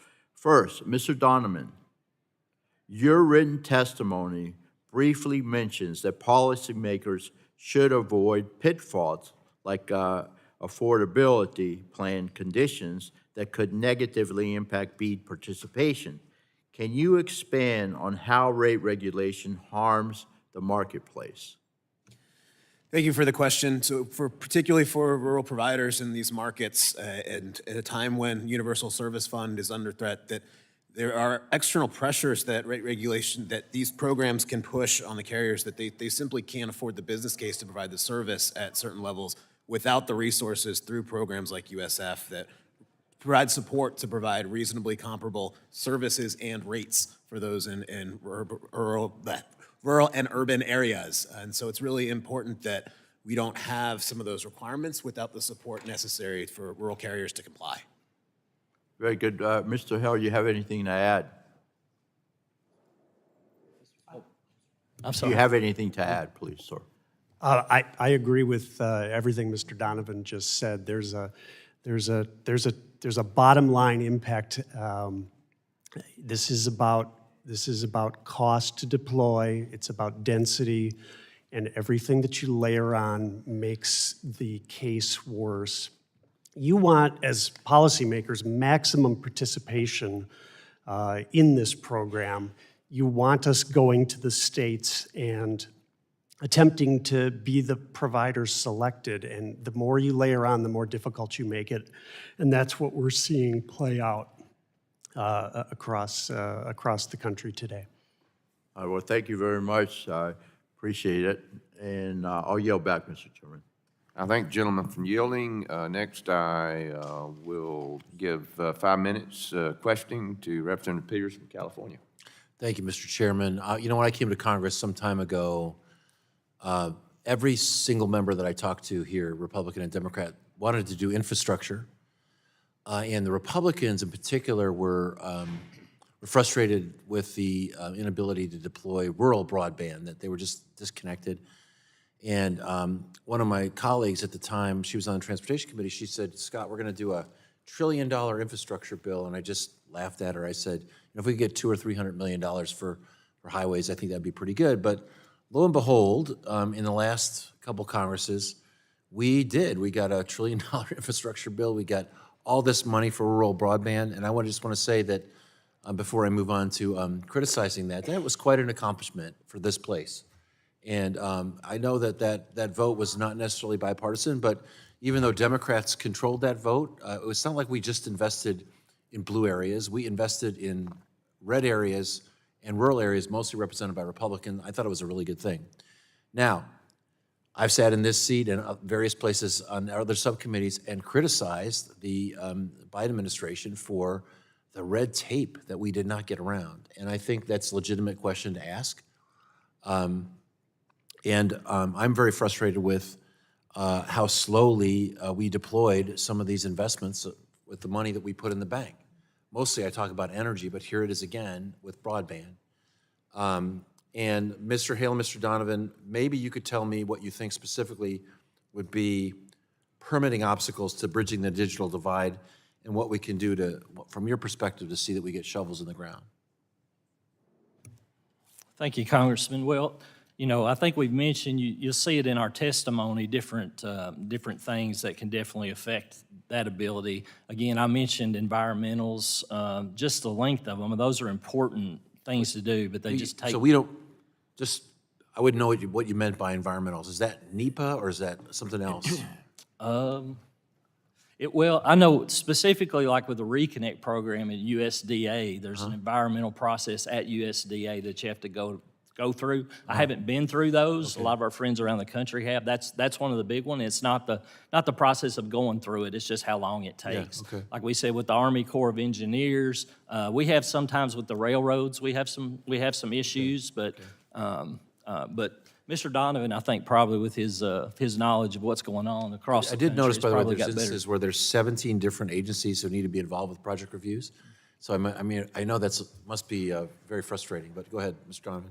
Yeah, I think, look, it's making sure that there's the resources to process these points that's come up. Things like the Broadband Incentives for Communities Act could help provide some of those additional resources to process it. But it's also, sticking to shot clocks that exist now, to having them be actionable so that they actually matter, so that these operators have some certainty as they go through the process, that if they do their part, that the federal partners are going to be working with them on the permits so that there's a collaborative to try and get it done. I hear from some members that they hear from local on the ground that NEPA is used as a verb of, if you try that, I'm going to NEPA you to death. And, that's not the right incentives for moving. You have a sympathetic ear here on that. I would just say this.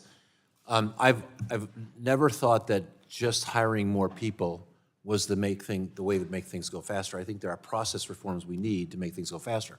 But when you fire people indiscriminately, it's going to slow stuff down. And what we're seeing out of DOGE now is this incredibly scattershot approach that is supposedly to save money. Only 4% of the entire federal budget is the workforce. So you're not really going to save big money out of it, but you really are going to make processes like this, processes at the IRS, you're going to make it a lot more difficult, and it's counterproductive. I hope my colleagues on the other side know, of all the people here, I really want to work to make these processes faster. I think the way we're seeing this deployment of cuts to probationary employees, and I've seen this in the Navy, I've seen it at NIH, I've seen it in IRS, is making it harder for Americans. Let's take a step back. Let's all agree we want to get rid of waste, fraud, and abuse. Let's all agree we want to improve processes. Let's all agree we want to get rural broadband done. But the way this is happening is really counterproductive. And I would just suggest that we have the power of the purse, but we also have the power to let the president know what we're hearing. And by the way, I think technological solutions might be available here as well. And we have a technologist involved at DOGE. I would rather see him involved in what he knows, which is technology, than what he doesn't know, which is how to manage these agencies. And I yield back. I thank the gentleman for yielding, and now yield 5 minutes from my colleague from Georgia, Representative Carter. Thank you, Mr. Chairman, and I thank my colleague from California.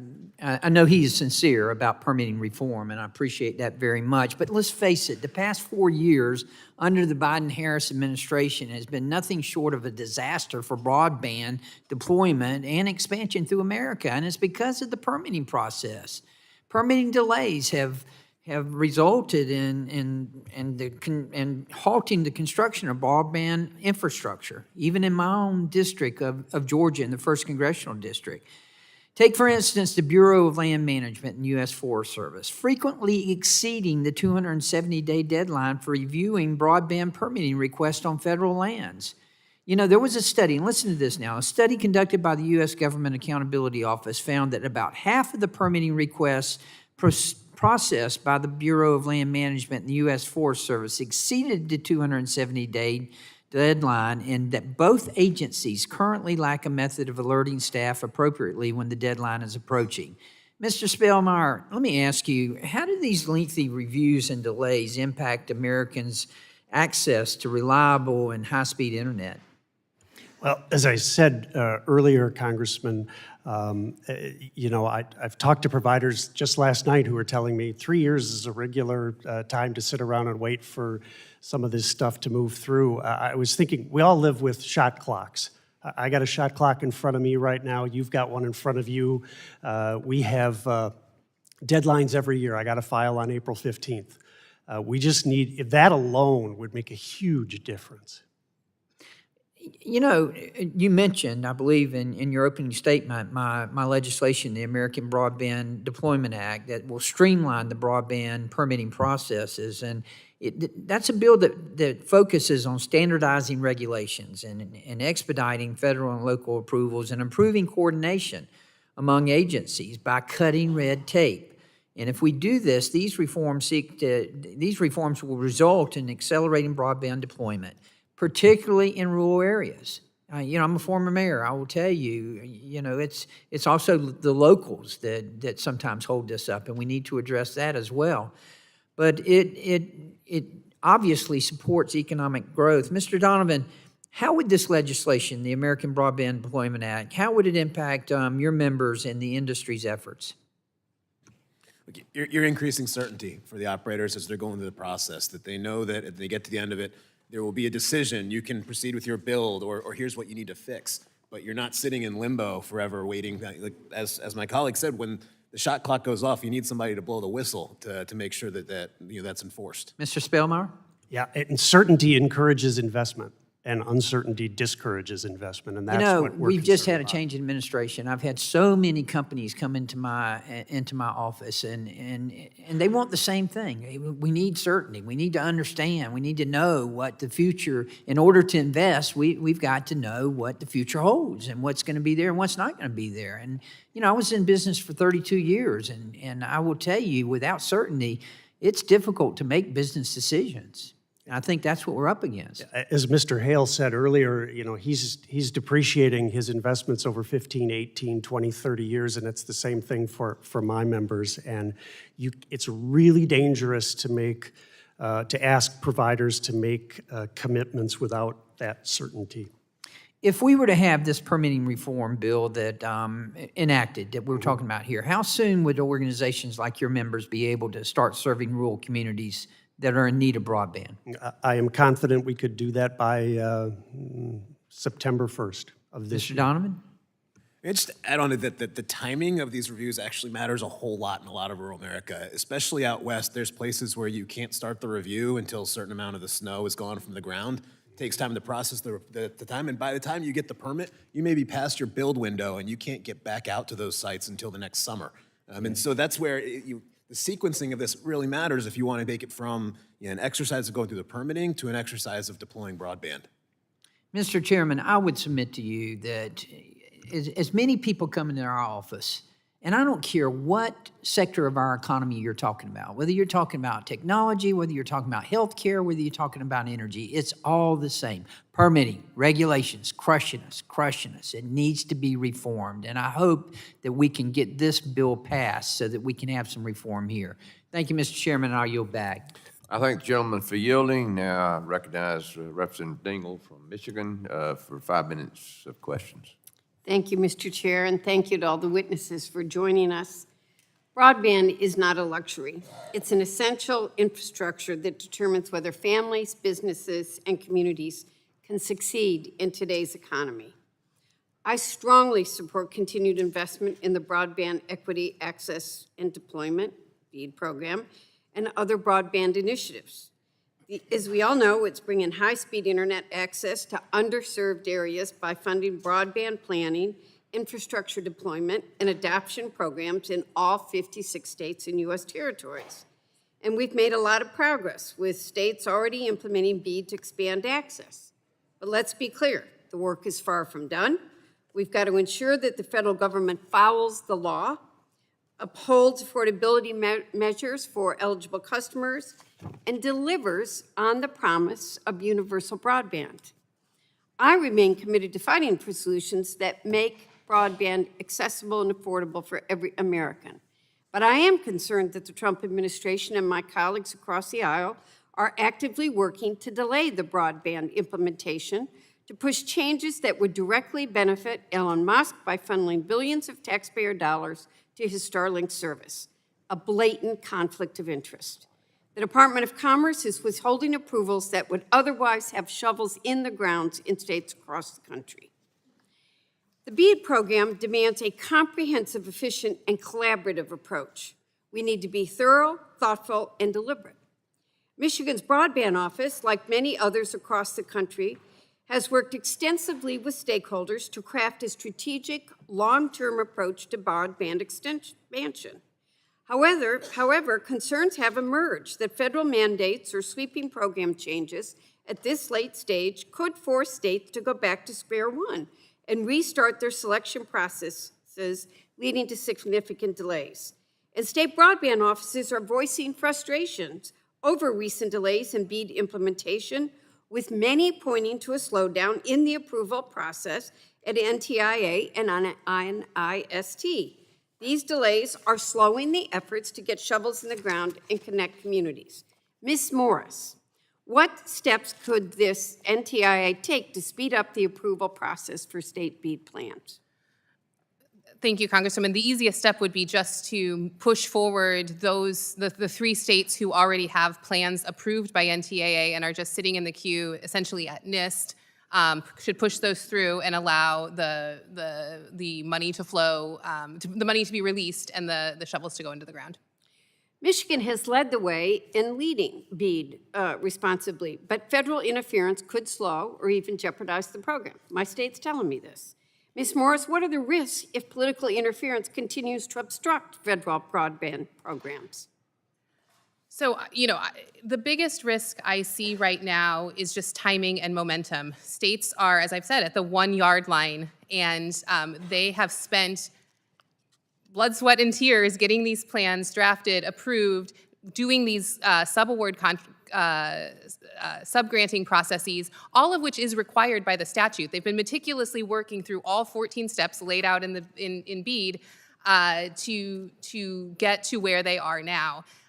Any step backward, one, is going to undo, it's going to be wasteful of all the work that they've already spent, a waste of tax dollar money.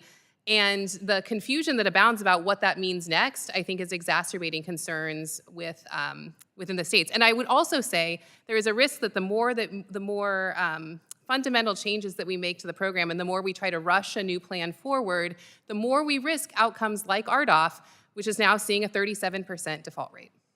Thank you. Republicans are attempting to rewrite BEAD's statutory requirements to weaken its focus on high-speed, future-proof networks. If successful, these changes would funnel billions in taxpayer dollars to Starlink, despite its well-documented shortcomings compared to fiber broadband. Mr. Hale, what would be the implications, both today and in the long term, of allowing Starlink and other satellite providers broader access to BEAD funding? Are there any drawbacks to consumers and businesses by prioritizing satellite broadband over fiber technologies?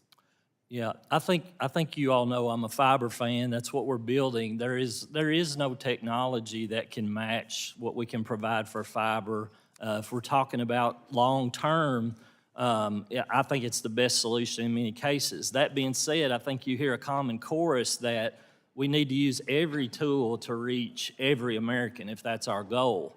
So, the best thing to do is to absolutely take a long-term view of what that would mean, and I think that's best done at the state level. They know their locations better. They know their unique circumstances. They know what technologies will work. They don't know what that'll be until they see applications and proposals that come forward that may include fiber. So I think, we need to use every tool in the box to get to every American, and it's going to be a different business case by state. So giving states the flexibility to do that exercise to figure out what's best long-term for citizens in that state's the best approach. Thank you. Now yield back, Mr. Chair. The gentlelady yields. The chair now recognizes the gentleman from Florida, Dr. Dunn. Thank you very much, Mr. Chairman. Americans do indeed have every form of technology at their fingertips for broadband deployment and related applications, including fiber optic, fixed wireless, mobile, and robust satellite systems. All are important to Florida. Thank you for those comments, Mr. Hale. Historically, America has done a stellar job at building out telecommunications infrastructure, and much of this was done before commercial entities received any government grants to provide that service. Now we've thrown $42 billion in broadband in taxpayer money, and we say we need to solve this problem. We haven't laid an inch of fiber yet. Not one single additional customer has been served.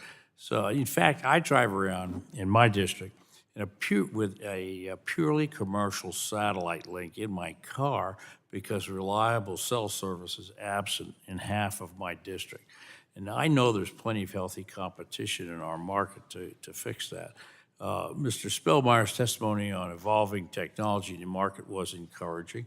Your members are providing fiber pipes to data centers, cell towers to offer all kinds of service bundles, and broadband prices have fallen from 87 cents per megabyte per second in 2015 to a mere 16 cents for comparable service last year. Yet millions of Americans still lack any reliable access to broadband and a reliable speed, a useful speed, I should say. We spent $65 billion in the Infrastructure Investment and Jobs Act, the IIJA, to support broadband activities. We have nothing to show for it. We have a poster that shows how much money was put into a number of these different programs. Now, these aren't all of the programs. These are just some of the bigger ones. In fact, there are over 130 programs. Somebody made reference to that earlier. And, you know, when we have that much money sluicing around in the system, you wonder if there's a bit of a boondoggle gold rush going on here. Most concerning is that the Biden administration allocated infrastructure, IIJA money, the largest appropriation to date, without any accounting for other broadband programs already existing. And this is, I think it illustrates in some ways how complex the broadband ecosystem actually is between the big ISPs, the rural co-ops, cable companies, et cetera. Hard to serve areas still don't get the broadband on a priority basis. Now, the truth of the matter is that connecting underserved areas can be difficult and not economically viable. So, you know, that's as true in Florida, in my rural district, as it is in Latin America, Asia, Africa, et cetera. Satellite broadband is affordable. It can be deployed today, and it can be, offered at a much lower price than trying to drag a fiber to every single farm in my district. And these are, remote areas. Another advantage is resilience. Satellites are not vulnerable to having a wayward Chinese ship drag an anchor across their fiber in the bottom of the ocean. Ms. Morris, I understand the NTIA finally amended the implementation of the requirements to allow alternate technology to fiber for locations that are difficult to reach by fiber. I guess that's better late than never. I'm supportive of the chairman's bill, which I co-sponsored, to reform the BEAD program, allowing full access for alternative technologies. It is, in a word, technology agnostic, and I'm okay with that. I think that's the way we should be. Mr. Hale's comments, I think, underscored that. The all technology eligible section in the Speed for BEAD bill allows an eligible entity to deploy reliable broadband service through any technology that meets the performance criteria. Now, the question, Ms. Morris, is how did the Biden NTIA and the Department of Commerce plan to ensure that areas that needed broadband, but obviously satellite was the obvious answer. You can't drag a fiber everywhere. How in the last administration were you planning to address those people? I'm sorry, I couldn't hear the last part of the question. Well, I saw your BEAD program, by regulation, by edict, did not include anything other than fiber in the last administration. And there's places in the world, think Pacific Island nations, it just makes sense. Sure, Congressman, thank you for the question. The NTIA, within the BEAD program, did contemplate a wide variety of types of networks to be participants in the program. And as you note, the alternative technology guidance that came out in early January of this year further clarified the ways in which satellite companies in particular, along with other alternative technologies, could participate and were expected to participate in the program. We see, NTIA has historically seen that the primary goal is to push fiber as far as possible and economically feasible, but certainly to support other technologies that make sense in the areas where they make sense. So my time has expired. I would say we ought to be just technology agnostic. Tomorrow, some bright person is going to invent something we haven't thought of today. With that, Mr. Chairman, I yield back. The gentleman yields. The chair now recognizes Ms. Barragan from California for her 5 minutes. Thank you, Mr. Chairman. And I want to thank the witnesses for being here today. it's a little challenging to sit in this hearing and hear my Republican colleagues criticize something they didn't even support. We're talking about delays. The BEAD program is even there as an option because of the infrastructure bill.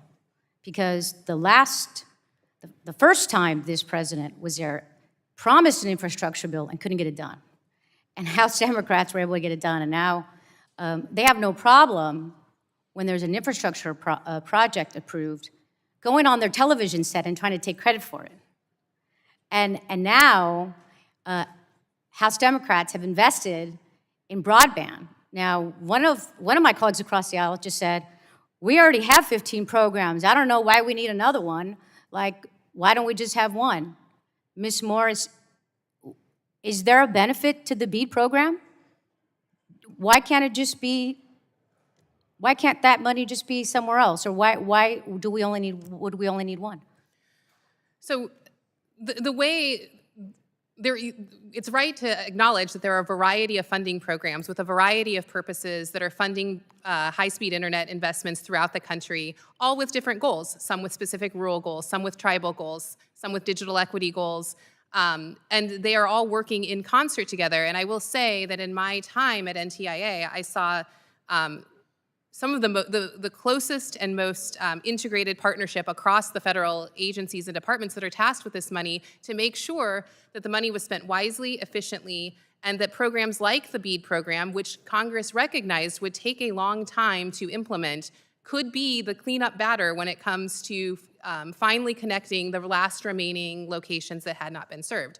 So, on some ways, we're at the mercy of the way Congress passed the laws and the way that they're directed to different agencies and partnerships. But in other ways, it creates a lot of opportunity for agencies and departments to work together to leverage these different sources of money and to do what we've never been able to do and have at this moment the opportunity to do, which is to finally close the digital divide once and for all. And is it my understanding that the state of Louisiana is on the doorstep of actually being able to get these dollars and put it into effect? More than on the doorstep. Their final proposal has already been approved. It is sitting with NIST. I don't know if there's employees to remove the special award condition that's holding it up, but that's the step that needs to be taken. Yeah, so it sounds to me like not only is this program critically needed, but even states like Louisiana felt it's needed and is on the verge, or could be on the verge, if it were not for this administration putting a hold and delaying of this program. And it's no surprise to me that Republicans want to weaken the protections around BEAD to funnel taxpayer money to Elon Musk. We've already seen this scheme play out with the FAA. Last week, Elon Musk falsely claimed on X that Verizon failed to meet the conditions of its $2.4 million FAA contract to upgrade air traffic control systems. According to press reports, the FAA is now considering handing the contract over to Musk Starlink. This move comes merely weeks after Musk Doge accessed the FAA's sensitive information and systems. There's a word for this. It's corruption. Ms. Morris, given Elon Musk's influence over federal agencies that regulate his businesses, how can we ensure that BEAD funding is put toward actual broadband infrastructure as currently planned rather than diverted to any one individual or company? So there's a couple of ways in which I'll answer your question, Congresswoman. I think it's critically important to look to the states that have been doing this work for the past 3 years and ask them what they need, what they want to do, what they've planned to do, and to the extent that they are prepared to move forward to either the next phase in the 14-step process or to the finish line or the end zone, given an earlier metaphor, that we give them the tools to do it. Second, I think Congress has an important role to play in making sure that the BEAD money, which has been teed up to be spent very soon, is spent wisely and carefully and doesn't fall into the same traps that we've seen time and time again over the years in investments in broadband infrastructure in this space. See, again, RDOF. Thank you. I also understand that our chair's own home state of North Carolina is projected to create 6,100 jobs that would provide vital economic opportunities for middle-class and working families, but these jobs are stuck in limbo, and with today's announcement that there's going to be a review of the program, it's only going to cause further delays. I don't understand why we don't have more champions trying to make sure this program continues and stays on schedule as is. Thank you. I yield back. Thank you for yielding. The chair now recognizes Representative Joyce for 5 minutes of questioning.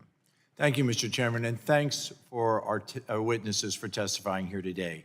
In Pennsylvania's 13th congressional district, over 25,000 households lack connection to high-speed internet. Since joining this subcommittee, my priority has been clear. Connect each and every one of these households to affordable, reliable, high-speed internet. Repeatedly, I've heard from providers and my colleagues about the critical role of the BEAD program. I share that goal. Yet, despite the last administration's pumping over $40 billion into the program, not one shovel has been put into the ground. Why is that? The regulatory red tape that the Biden administration has tied to the funding is the answer. Back home in Pennsylvania, the Biden administration's self-sabotage is on full display. The Biden administration BEAD wage requirements have, in fact, tied the hands of the very agency tasked with implementing the BEAD program in the Commonwealth by forcing applicants to pay workers at the highly skilled electric lineman rate of almost $90 an hour versus the traditional rate of $60 an hour paid to telecommunications technicians. If you are forcing program participants to pay a 50% premium in labor and overhead to even be eligible for the BEAD dollars, you've already, in effect, limited the universe of applicants and eliminated smaller providers and contractors from the bidding process. Smaller providers and contractors that often reach into rural America, where I represent. Mr. Spellmeyer, in your written testimony, you offer an example of ACA Connect's member who applied for BEAD funding and reported that compliance with the program's requirements would carry a 70% increase in per-mile deployment costs above those comparable project funded through the Department of Treasury's capital project funds. So we recognize that. How can we say that the BEAD system is helping lower the cost of broadband deployment in rural America when the government itself is adding so many additional expenses to the deployment process? Congressman, thank you for your leadership on this issue. I think I would acknowledge that to date, it hasn't helped because dollars haven't flowed. Pennsylvania, unfortunately, is the poster child, worst case, of how the requirements have been layered on and adopted, proposed by the state and adopted by NTIA. The good news is I do think we can, as I've said several times here, we can fix this. I don't think it's a debate between do nothing, do everything. I think, or start over. I think a quick set of waivers. Do you feel we can fix this by passing Chairman Hudson's legislation? Is this a pathway to success? I do. We support the legislation. Thank you. I as well. Mr. Hale, what has been the immediate impact on providers who are looking to or currently operate in the state's BEAD programs that have prevailing wage? It just hurts the business case. Again, these are market failure areas. You're really needing to have a great business case to serve them, and prevailing wage hurts that. And I'm going to tell you, wages jumped after COVID, and if this money starts rolling, there's not enough contractors and workforce out there. Those wages are going to go up anyway, to be honest. So I think the prevailing wage is unnecessary. So you're saying that the market should determine the wage? The market it'll push. Thank you. I agree Not with enough that. there. Mr. Spellmeyer, what reforms can we make to ensure that states are following and adopting any potential labor reforms to the point that we're discussing? That's a gret question, and to be honest, I haven't given it the level of thought that I wish I could have in advance. I think there's an NTIA controls the money. NTIA's got the money. They can make sure that the states follow however NTIA interprets it, and that would be a function of the current Commerce Department to make sure that it does get followed. And if it doesn't, the money doesn't flow. There would be other problems if the money didn't flow, but I think states will enforce the provisions. Thank you. I have one goal, and that is to connect those households in my Pennsylvania district to the internet. And if there is a common sense solution that can eliminate the hurdles that stand in the way of achieving that goal, then we owe it to our constituents and to the parents in my district who take their kids to the Sheetz convenience store so they can log on to do their homework because that's where there is Wi-Fi.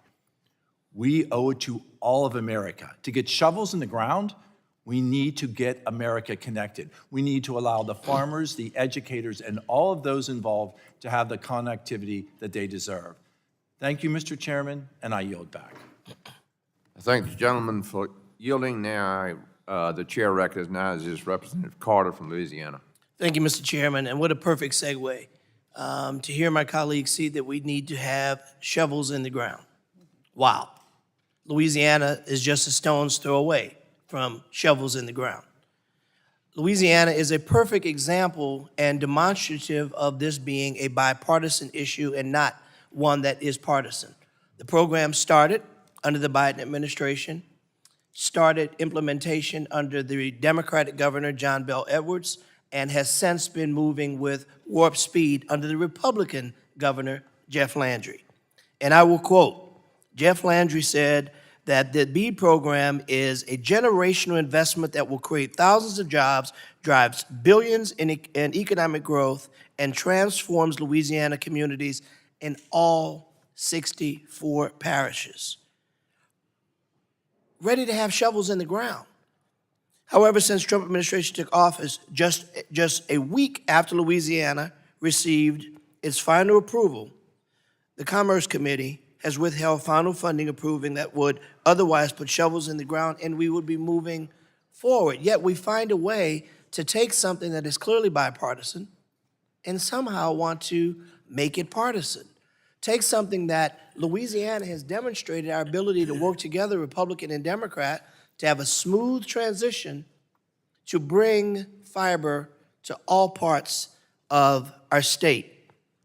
This is one of those matters that we have such a clear example of how it's working. So why do we want to stop it? It's moving. Why do we want to stop it? A question for Ms. Morris. Ms. Morris, can you tell us about the time, detail, and planning that goes into creating the state's BEAD deployment plan? And what happens if this administration starts pulling threads that make the fabric of these plans and awards specifically for states like Louisiana, who's ready to go? Thank you, Congressman. As I've referenced, there is a very detailed process laid out in the statute that states must follow in order to get their full funding essentially unlocked and approved and ready to go. Each of those steps has different equities. Some of them are outside of the state, less inside the state's control, like the mapping process, which it took a year for the FCC's maps to initial map to be released. Others are a factor of, the unique characteristics of the state. There's, states will draft their plans, they will submit them for approval. There's usually back and forth to try to help get to a workable place within the constructs of the statute for the BEAD implementation. And states have navigated all of that. They have spent hours upon hours. So given that we've done all that and we were literally ready to put shovels into the ground, any delay that stops and starts over will likely cost more money, not less. Will likely cause more money, and if we're talking about something like reclassifying satellite or other services as reliable broadband, states could not only have to redo their entire bids, but it raises questions about whether or not locations are even available to be served under this. So we would actually go backwards. Thank you. Mr. Hale, based on your experience managing small fiber-based companies, what challenges do the internet service providers and contractors have received rewards in Louisiana to this moment? What would that do to them?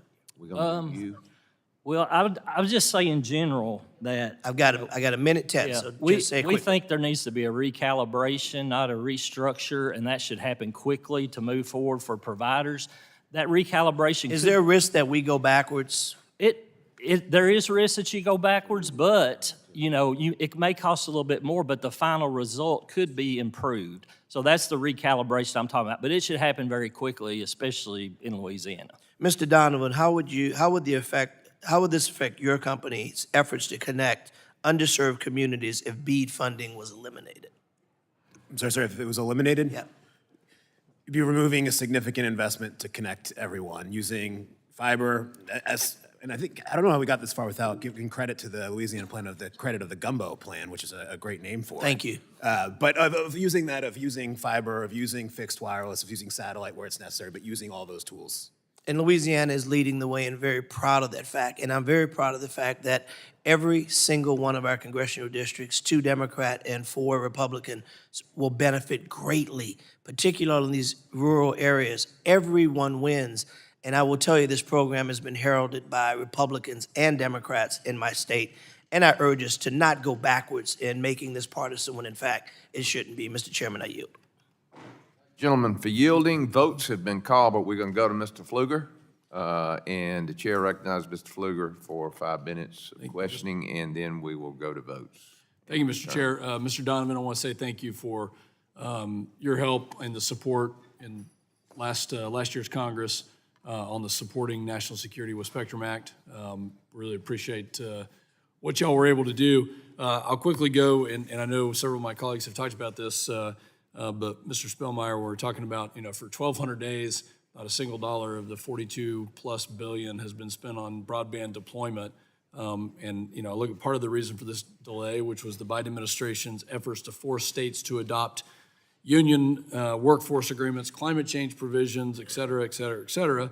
And in Texas, in the BEAD plan, the prevailing wage requirement, which would increase labor costs by 20 to 30% for rural internet service providers and prevent them from participating in the program. So my question is, if one of my constituents wanted to know if the NTIA required Texas to include prevailing wage requirements or climate assessments that could serve as barriers to deployment, where could they see that information? Or what do they, how do they know? It's a very specific question, but any? I am not as fluent with the Texas negotiations that have gone on, and perhaps Ms. Morris can allude to that a little bit. But I would think that would be inside the plan itself as it sits out there today. A number of states have agreed to move forward on prevailing wage proposals that we think have done nothing but delay and raise the cost. And I think that's kind of the expected reply is that we just don't know. And a lot of these, what a lot of these states are doing, or not just state to state, but also just the plan is complex and there's a lack of accountability. And I want to highlight that I have a broadband build-out accountability act that would help us with these kinds of things, because that's a lot of money, $42.5 billion, and to not have accountability for what is happening besides just planning, but it's actually not it's not building out and not helping rural Texas. It's unacceptable. You know what? I'm going to yield at this point in time to. We said we'd split the time here for votes to Mr. Fulcher. Thank you, Congressman Pfluger, and I'm going to deviate here because of the conversation. Permitting is clearly a huge, massive issue, and in my state, we have a tremendous amount of federal lands, and so that even makes it more complex. But I've got a technology question that, as far as I know, hasn't been raised, and frankly, I should probably know the answer to this. But if I don't, chances are some other people don't either. But I know we've got to have certain backbone requirements to handle bandwidth and all that type of stuff. I'll ask Mr. Donovan, technology-wise, with all those struggles we have with permitting across terrestrial sites, where does wireless and satellite fit, and how far away is the technology where some of that can be infrastructural backbone? Yeah, so both satellite and fixed wireless technologies have come a long way in recent years, and So that's where, especially with permitting, fixed wireless is a really important tool here, where if you can bring fiber to the tower, you can then serve the surrounding areas of that with a fixed wireless solution to provide the speeds that are in many instances comparable, but you're able to get those speeds and get those service to your constituents much faster, and especially in states like yours where there's some challenging geographic terrain, there's some places that you're never going to string fiber, and that's where wireless is an important tool to be able to serve everyone. Mr. Spellmeyer, in the last minute, I know you've talked about this, but I'll just try to use this and say your input, especially on permitting needs for federal land access. Yes, we have members that serve your state and a number of similarly situated states. It's a huge issue. I was talking this morning with a former member of this committee, Senator Curtis, about the impact in Utah and the need to fix it there. Anything we can do to speed that along is huge. As Mr. Donovan just alluded to, and I think he would agree, even on the wireless side, permitting reform is still needed there too. We've got to fix this. There are a variety of technologies that can serve, but they all face, to one degree or another, permitting challenges that have to be addressed, as I talked about shot clocks before. Well, speaking of shot clocks, mine is up. Mr. Chairman, I yield back. I yield to Congressman Pfluger. I thank the gentleman for yielding, and my apologies to our panel. We have to go to votes. I remind the members that we have been reminded we got 20 minutes, so we got to get down there, and we will reconvene at maximum 15 minutes after the last vote. But if you can get back here quickly, we'll get started. Thank you. Recess.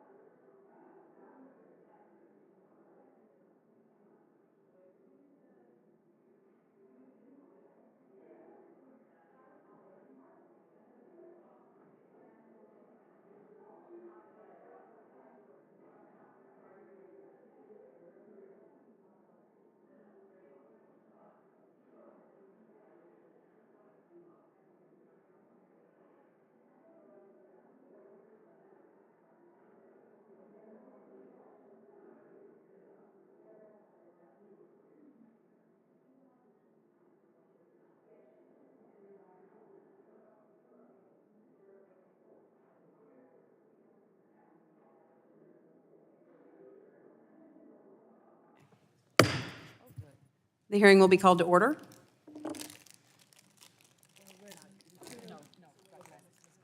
The chair now recognizes Ms. Kamak of Florida for 5 minutes for questions. Thank you, Madam Chairwoman, for holding this important hearing today, and thank you very much to our witnesses for hanging in there with us. It's always a fun experience when votes get called in the middle of a hearing, and I'm sure you appreciated the reprieve. So I know, yes, Mr. Spellmeyer, I can see you were very appreciative of the break. So as my colleagues have stated today, we are all collectively very concerned about the broadband, really the spectrum of the broadband programs that are spread across the federal government. Now, according to GAO, over 130 programs at 15 different agencies. Now, I know that many of them have different standards and eligibility criteria too, and at the very least, we can make sure that they have the same requirements. Now, I tried to do this for the USDA Reconnect program last Congress with my Rural Internet Improvement Act. Mr. Spellmeyer, Mr. Hale, how should Congress try to standardize requirements for the different broadband programs across the various agencies? I would love to hear your feedback on this, and I'll start with you, Mr. Spellmeyer. Thank you, Congresswoman. Certainly, the GAO, I think it was a GAO report Yes. that you just referenced, was quite eye-opening, even to those of us in the industry who are familiar with the programs, to see them all detailed. There is a need for standardization and streamlining. I think part of my answer to that would be conduct a review, do it through regular order here in the committee, figure out what the programs are. Congress has a habit of, throwing one program on over here, and then somebody else throws it over there, and pretty soon you've got 113 programs. I think it would be useful to streamline and combine some of those. Some of them are no longer, I think, completely relevant. Right. So consolidation. My message earlier was let's streamline the BEAD program and get back to work, putting fiber in the ground and using the other technologies that are out there. Excellent, thank you. Mr. Hale. Yeah, I would agree that they should be streamlined. It would be helpful to have a common definition, a well-thought-out definition of what broadband needs are currently as well into the future. We talked about the programs a little bit earlier, and just to clarify, the USF is not appropriated. That is the essential program to make sure that networks are built, sustained, and remain affordable. And then, of course, the BEAD programs, the grant programs come along for a greater capital infusion when you still got market failure areas where USF doesn't work. So a combination, the USF program would be the best place to establish those guidelines, those standards. And, if USDA has some projects which have been very helpful in closing the digital divide, if they could be the same standards, that would be perfect. Thank you. And Mr. Donovan, what about wireless?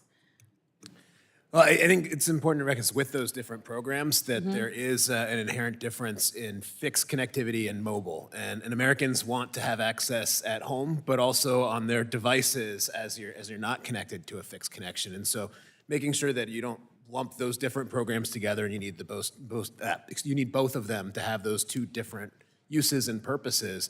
And as my colleague mentioned, of looking at also the difference of what is a deployment program versus what is a program to sustain that employment. Because ultimately there's no future-proof technology of any kind if there isn't sustained investment to keep it going. Okay, perfect. Mr. Spellmeyer, NTIA added some pretty onerous labor requirements to BEAD. Now, do you think that these requirements make it easier or harder to find skilled workers needed to build these broadband networks? Well, there is no doubt in my mind that they make it significantly more difficult to find skilled workers. And I should have added in response to your first question, I think the other thing you have to sort out is what agency is going to administer what program. That's a real challenge. Well, and kind of going back to what you said, Mr. Donovan, would you agree that the requirements that we're trying to create some uniformity for across the broadband program should apply and have some, maybe synchronicity isn't the right word, but there should be some sort of mirror in the wireless realm? Yes, and it should be based on what consumers are actually expecting to receive. It's a big problem we have in the current 5G fund at the FCC is that there's an artificially low speed threshold. It means that You you're not going don't to deliver. say. It's like dial-up speed. We could use your help fixing that before the program moves forward. Well, on behalf of basically every American in the United States, we will do everything possible to increase the upload-download speeds that are so desperately needed to be updated. So thank you all so much for your time. My time has expired. I yield. The chair now recognizes Mr. Menendez from New Jersey for 5 minutes for questions. Thank you, Chairman. Access to reliable, high-speed internet is as integral to educational and job success as access to textbooks or transportation. Connectivity allows students to learn, entrepreneurs to run small businesses, workers to access training and job opportunities, and for families to connect. But Republicans left working families in the lurch last year after they refused to extend the Affordable Connectivity Program, a lifeline that connected people across the country with internet services, including 338,000 families in New Jersey. Thankfully, the FCC stepped up after the ACP lapsed to modernize the schools and libraries programs of the Universal Service Fund, also known as E-rate, to help our constituents get connected at home through hotspot lending. This service is transformative. Learning isn't one size fits all, and students need access to digital tools outside of traditional working hours at schools and libraries. Extending access to broadband at home can change and has changed lives. And as classes and skill building increasingly rely on virtual classrooms and digital textbooks, students and teachers need to be connected at home to keep from falling behind. Without broadband at home, completing homework is nearly impossible, forcing students to fast food restaurants or library parking lots after hours just to get a Wi-Fi signal. Thankfully, with hotspots, it doesn't have to be this way anymore. In my district right now, schools and libraries like the Guttenberg School District and Elizabeth Public Library System are taking advantage of this new service provided through the E-rate program by applying for hotspots and service to help families in New Jersey's 8th Congressional District. And 1,200 schools and libraries across the country are currently applying for close to 1 million hotspots. That's 1 million families that could have access to a brighter future because of this innovative modernization of the E-rate program. Unfortunately, like some of the other groundbreaking broadband programs we've discussed today, this program is under threat by Republicans who have introduced CRAs in both chambers to repeal this FCC action and prevent libraries and schools from getting access to these hotspots. And I appreciate earlier my colleague, Mr. Joyce, referring to students in his district having to use parking lots to access Wi-Fi. I would hate to think, and I do hate to think, of the kids in his district sitting at sheets in the evenings to do homework, as I wouldn't want that for my constituents or any of my colleagues' constituents. Luckily, we've seen those cases plummet because of the FCC's hotspot lending program. So I hope he and all of my colleagues will join me in fighting against efforts to pass a CRA that would undo that progress. It's difficult to imagine why they would want to set our students back to the days of sitting for hours in parking lots just to keep up in school, but that is exactly what they are trying to do. This would make their own constituents worse off. Ms. Morris, you've spoken extensively about how our broadband programs are designed to work together to address aspects of the digital divide. Can you explain how the FCC's modernization of the E-rate program helps keep families connected at home? Thank you, Congressman. This seems to me to be a no-brainer, particularly, while we're waiting to see BEAD through the finish line, when hopefully all of the homes in your district will be connected to a affordable, high-capacity connection. Hotspots are an incredibly useful tool to provide connectivity for students, and I would hope that it remains a program that can be viable for some time. I would also note that the CRA is a pretty blunt tool and has a preclusive effect from agencies implementing a similar rule down the road. And in this case, I think the preclusive effect of getting kids help with their homework connectivity is a particularly sharp one. Yeah, I agree. And especially with the learning loss that people are already challenged with after COVID, we shouldn't make it an additional burden to access the educational opportunities that exist, but are only accessible through a hotspot. So agree with you there. If congressional Republicans successfully end this FCC program to support hotspot lending, what would be the impact on students and library patrons in districts like mine? Well, it would just make it much harder for students to do their homework. It would put the burden on libraries to carry, excuse me, that water, and would likely have a dramatic effect on the success of these students in their schools. I'll give you a second on that, and I appreciate your answer. And speaking of water, please have a sip. Take care. Hotspot lending should not be partisan. We can all agree that kids shouldn't be forced to sit in the fast food parking lots late at night to be able to do their homework. In fact, schools and libraries from 46 states have submitted hotspot applications. So this is applicable across the country in red and blue districts to help families across the country. I urge my colleagues on the other side of the aisle to recognize the tremendous benefits of this program and to abandon any efforts to destroy it. Thank you. With that, I yield back. Thank you, Mr. Menendez. I now recognize myself for 5 minutes for the purpose of questions. Thank you to the witnesses. Back in the Indiana State Senate, I worked on broadband legislation trying to get access to unserved areas. As noted in some of your testimonies, we have seen overbuilding and technologies that are picking winners and losers in some of these funding opportunities. And one of the things that I wanted to do is make sure that any broadband that was deployed went to areas that had zero access first, and then we would build toward higher speeds. I happen to serve in the Indiana State Senate in one of the most unserved areas of the state of Indiana for access to broadband, leaving my part of the state at an extreme disadvantage when it comes to economic opportunities, precision agriculture, telehealth, and also education. Small businesses, you name it, we were at a disadvantage. I was once speaking to a high school group, and I asked this high school in my district if they knew where the most unserved area of the state was for broadband access, and a student raised his hand and said, "My backyard." And it was just that. In fact, when the Notice of Funding Opportunity came out, I sent a letter to both NTIA and our governor in September of 2023, sharing my concerns with the funding opportunity, and a particular concern were the mandates that I thought could delay and complicate deployment of funds, which I understand we have seen. So I would ask Mr. Spellmeyer, how much broadband funding, after BEAD passed 3 years ago, how much broadband funding has been distributed to date? Under the BEAD program, my understanding is that answer is zero. Zero. Mr. Donovan, how much BEAD funding has been, or how much broadband funding has been distributed to date?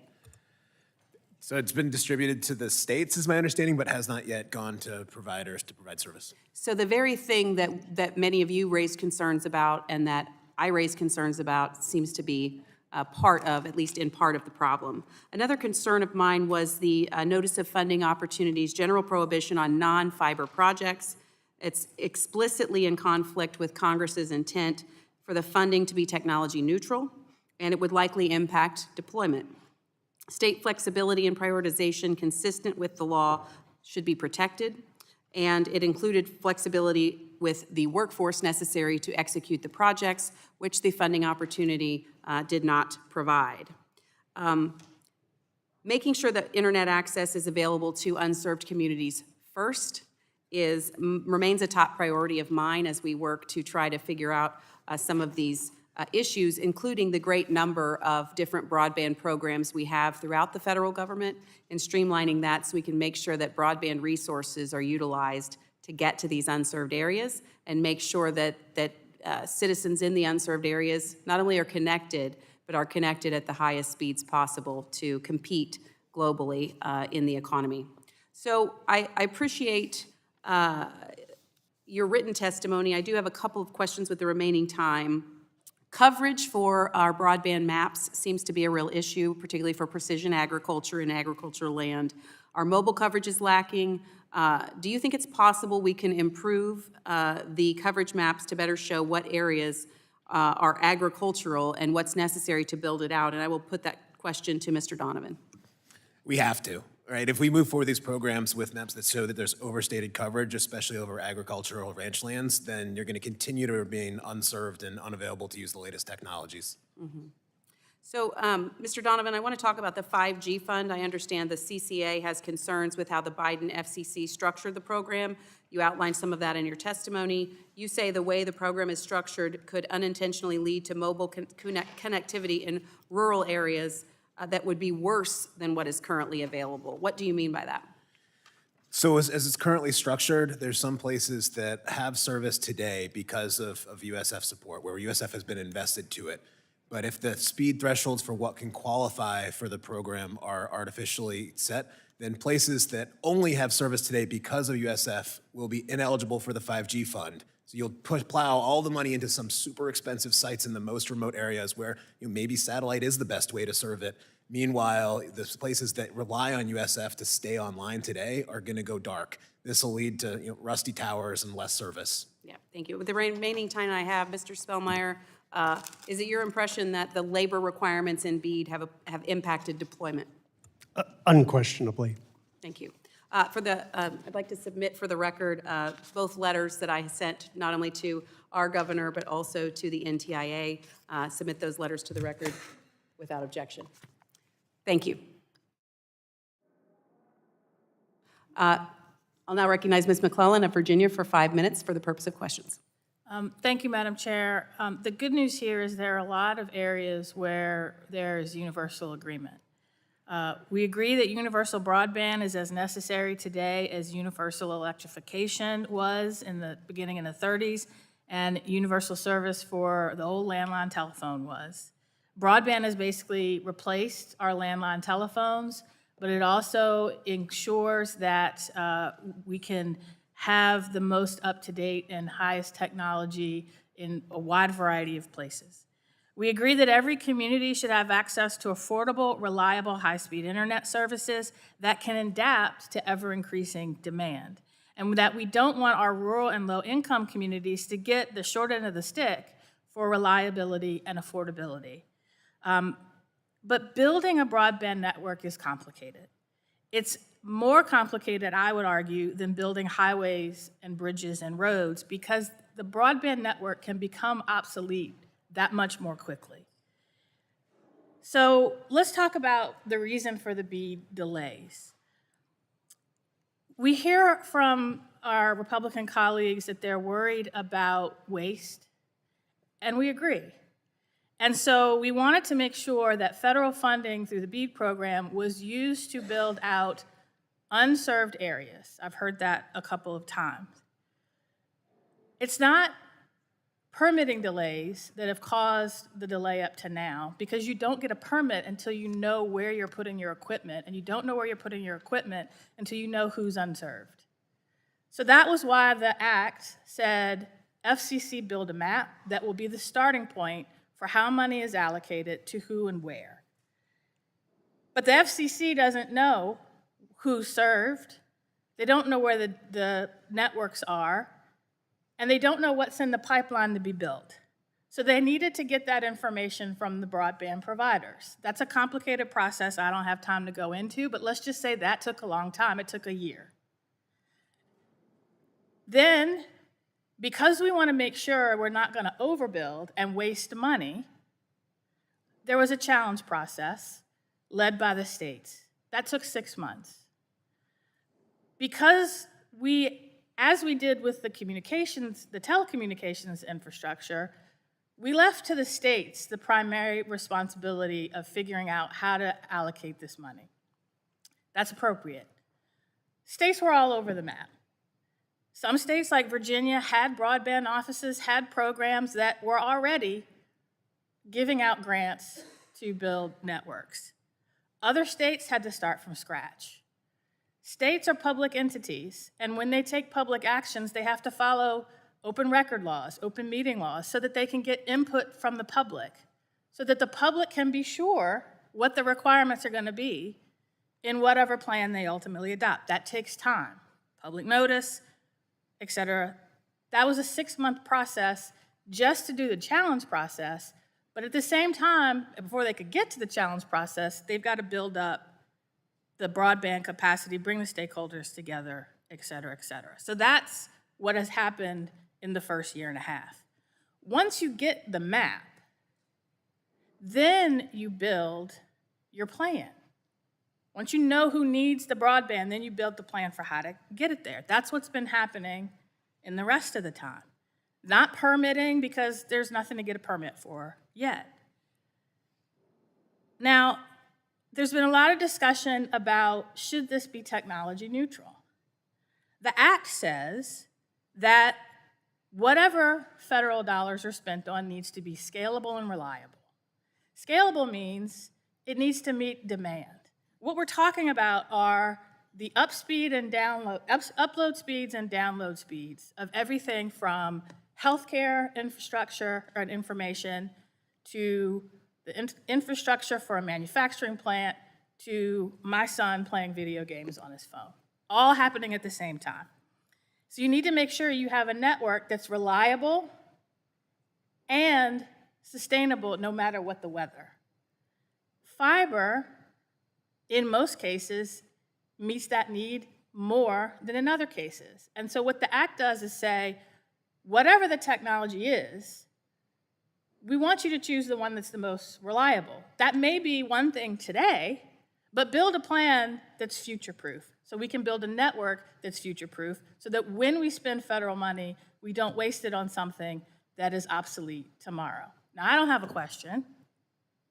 I just wanted to make sure that we all understand the starting point of what we are and are not talking about when we decide what changes need to be made to BEAD and what the long-term implications will be. And I yield back. The gentleman from South Carolina, Mr. Fry, is recognized for 5 minutes for questions. Thank you, Madam Chair, and thank you to all our witnesses for being here. I actually have really enjoyed the testimony. I know we've been bouncing around and we were on the floor, but it's been really good as a new member of the committee to hear it. Broadband is critical. It's absolutely essential to our students, our healthcare providers, our rural communities. We've got some folks that are here with me, constituents of mine from some of those rural communities. Yet, and the criticism from us, and I think broadly, at least some on the other side, is that under the previous administration, mismanagement and regulations have really slowed that expansion, leaving many Americans, particularly in underserved and rural communities, without that necessary access. In South Carolina's 7th Congressional District, where I represent, Horry Telephone Cooperative, HTC, is bridging that digital divide. If you look at a map, you can tell where the county lines are because they have installed so much fiber and connected so many people, tens of thousands across the county, and expanding into others. They've made major investments in high-speed internet, but without these streamlined policies, their ability to provide that reliable, affordable broadband, I think, is at risk, and they're not the only ones, right? We must fix those programs, preserve the Universal Service Fund, cut some of this red tape, and improve the grant programs as discussed, like BEAD. And so I look forward to hearing how we can modernize that, and we've heard a lot of that testimony today. But Mr. Hale, what role do you think the USF plays in ensuring broadband access generally to people along the Grand Strand or in rural communities in South Carolina? Yeah, I mean, as I stated before, USF is the essential program. It's not necessarily designed to bridge the digital divide completely with capital projects, but it does provide that in South Carolina. It does provide that in every state, and if you want it to last long-term and be there 10 years from now, be sustainable and promote affordability, it is the program that you have to do. Again, now you have to have interjection of these other programs at the same time to do that capital for these market failure areas where USF is not providing that. That's where BEAD comes in. So, but it's critical. It's going to be critical for a long time. These networks aren't going to last forever. You're going to have to rebuild them again at some point. So that's you've got to have a strong USF program. Thank you for that, Mr. Donovan. Can you discuss the importance of ongoing USF support in maintaining initial investments in those broadband networks? Absolutely, and I love holding up HTC as a success story for how this program can work. As I've said before, that there's no such thing as a future-proof technology if you can't continue to preserve and invest and maintain it That's just part of operating a network, and that's why it's so critical to have the backstop of USF for preservation of service as well as the expanding broadband connectivity. And that's why we are so concerned that if the Supreme Court does something to jeopardize USF, I strongly encourage you to be ready for Congress to step in and to maintain it. Speaking of, I mean, that was honestly where I was going to go next. I was going to go to Mr. Hale, but we're going to continue right with you, sir. I think you just got in the hot seat in a good way. You know, given that uncertainty, what should Congress do now to prep for maybe the inevitable, or maybe just general things that we can do to fix it with the funding gaps, the loan defaults, broadband price hikes for consumers resulting from Supreme Court action? I mean, so CCA is part of this at the Supreme Court because we do think that what Congress did in the 96 Act is constitutional and that we were successful, but we're defending it because of the grave situation if this court goes the other way. So Congress can affirm again the constitutionality of the Universal Service Fund. The challenge while the court case is pending is that if you don't know how the court could say that it's unconstitutional, it doesn't really give you the roadmap for what Congress needs to do to fix it. Again, because we think that it's already pretty clear that it is constitutional.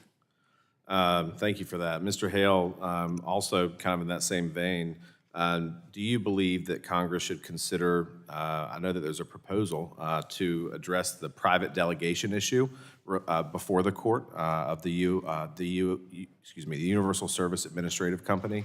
Do you believe Congress should consider that option in preparation of? Congress should be prepared, yes. I think there's, you know, a plan B. We still think USF is constitutional. We are hopeful that the Supreme Court will rule that way. But yes, Congress should be prepared to step in because we've talked about today the devastating impact if USF went away, and it would be immediate. So definitely need to be ready for and I know this committee and staff and leadership have had discussions about that for a long time, along with the Senate Commerce Committee. Thank you so much. With that, I see my time has expired, Madam Chair, and I yield back. Mr. Chair, we switched. Switcheroo. I thank the gentleman for I wasn't assuming your gender. Okay? Well, it's whatever you think you are these days, right? Anyway, enough of that. The chair recognizes Mr. Tonko for 5 minutes for questioning. Thank you, Mr. Chair and Ranking Member Matsui, for hosting this hearing, and thank you to our witnesses for being here today. Expanding broadband access has long been a priority of mine because high-speed internet is no longer optional, it's essential. That's why the Bipartisan Infrastructure Law's $42 billion investment in the BEAD program is an historic victory for the American people, aimed at ensuring every American has access to affordable and high-speed internet. But instead of seizing this opportunity, House Republicans have sought to undermine it, sowing doubt, weakening program standards, and putting corporate interests ahead of hardworking Americans. Despite these challenges, states are making headway. New York is one of 22 states that has completed the challenge process and is moving forward with provider selection and finalizing its BEAD proposals. That's real, meaningful progress, but we can't afford to slow down. Every day of delay means families and students and small businesses in underserved communities remain disconnected. Yet instead of ensuring shovels hit the ground, Republicans and the Trump administration are trying to rewrite standards, not to help our communities, but to benefit billionaires. And this is unacceptable. Let's be clear, affordability is non-negotiable. Broadband isn't truly accessible if people can't afford it. So when the Affordable Connectivity Program expired last Congress, over 3,000 of my constituents reached out, worried, frustrated, and rightly demanding action. But Republicans refused to extend it. So Ms. Morris, first, thank you for your outstanding work as the former Deputy Administrator at NTIA. Given your experience at NTIA working on the BEAD program, how would weakening or removing affordability provisions impact broadband access for both rural and low-income Americans? Thank you, Congressman. Well, I would just note that in the statute, affordability is a bedrock principle.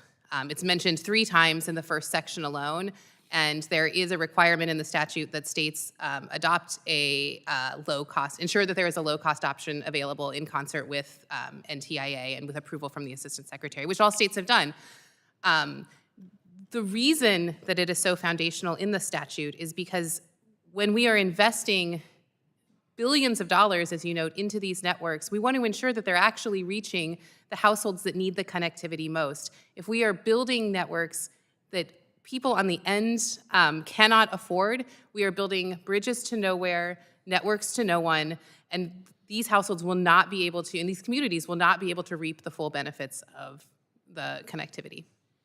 Well, thank you. And as you indicate, making certain that we ensure funds reach the communities that need them the most, that requires strong federal coordination. That's why in 2020, I fought to establish the Office of Internet Connectivity and Growth through my Access Broadband Act to improve coordination and ensure funding is deployed efficiently and equitably. So, Ms. Morris, given the complexity of BEAD's mission, how does coordination through OICG help ensure these funds reach the right communities? Well, so within the department and within NTIA, ample coordination is happening, but I think the real success story of coordination is the coordination that this influx of funding has driven across the federal government writ large. In my time at NTIA, I saw an impressive amount of day-to-day. I mean, we were on the phone with other agencies, other departments, day in, day out, to make sure that our grant programs were coordinated in a way to maximize the federal investment and take that money as far as it can. And truly, the Office of Internet Connectivity and Growth was at the epicenter of that. And there are incredible people working in that office doing great work day in and day out. And another key pillar of the BEAD program is investing in a workforce that reflects the communities it serves, ensuring good jobs, strong labor protections, and inclusive hiring practices. We cannot let these critical provisions be stripped away.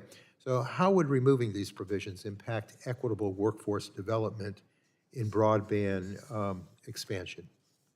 I think the untold story with BEAD is that it's one of the best workforce development programs that we've seen, and these investments in infrastructure will drive a workforce to build them that is unprecedented in scale and scope. The provisions in NTIA's NOFO for BEAD related to workforce were designed to ensure that the workforce building these networks was skilled, safe, and well compensated.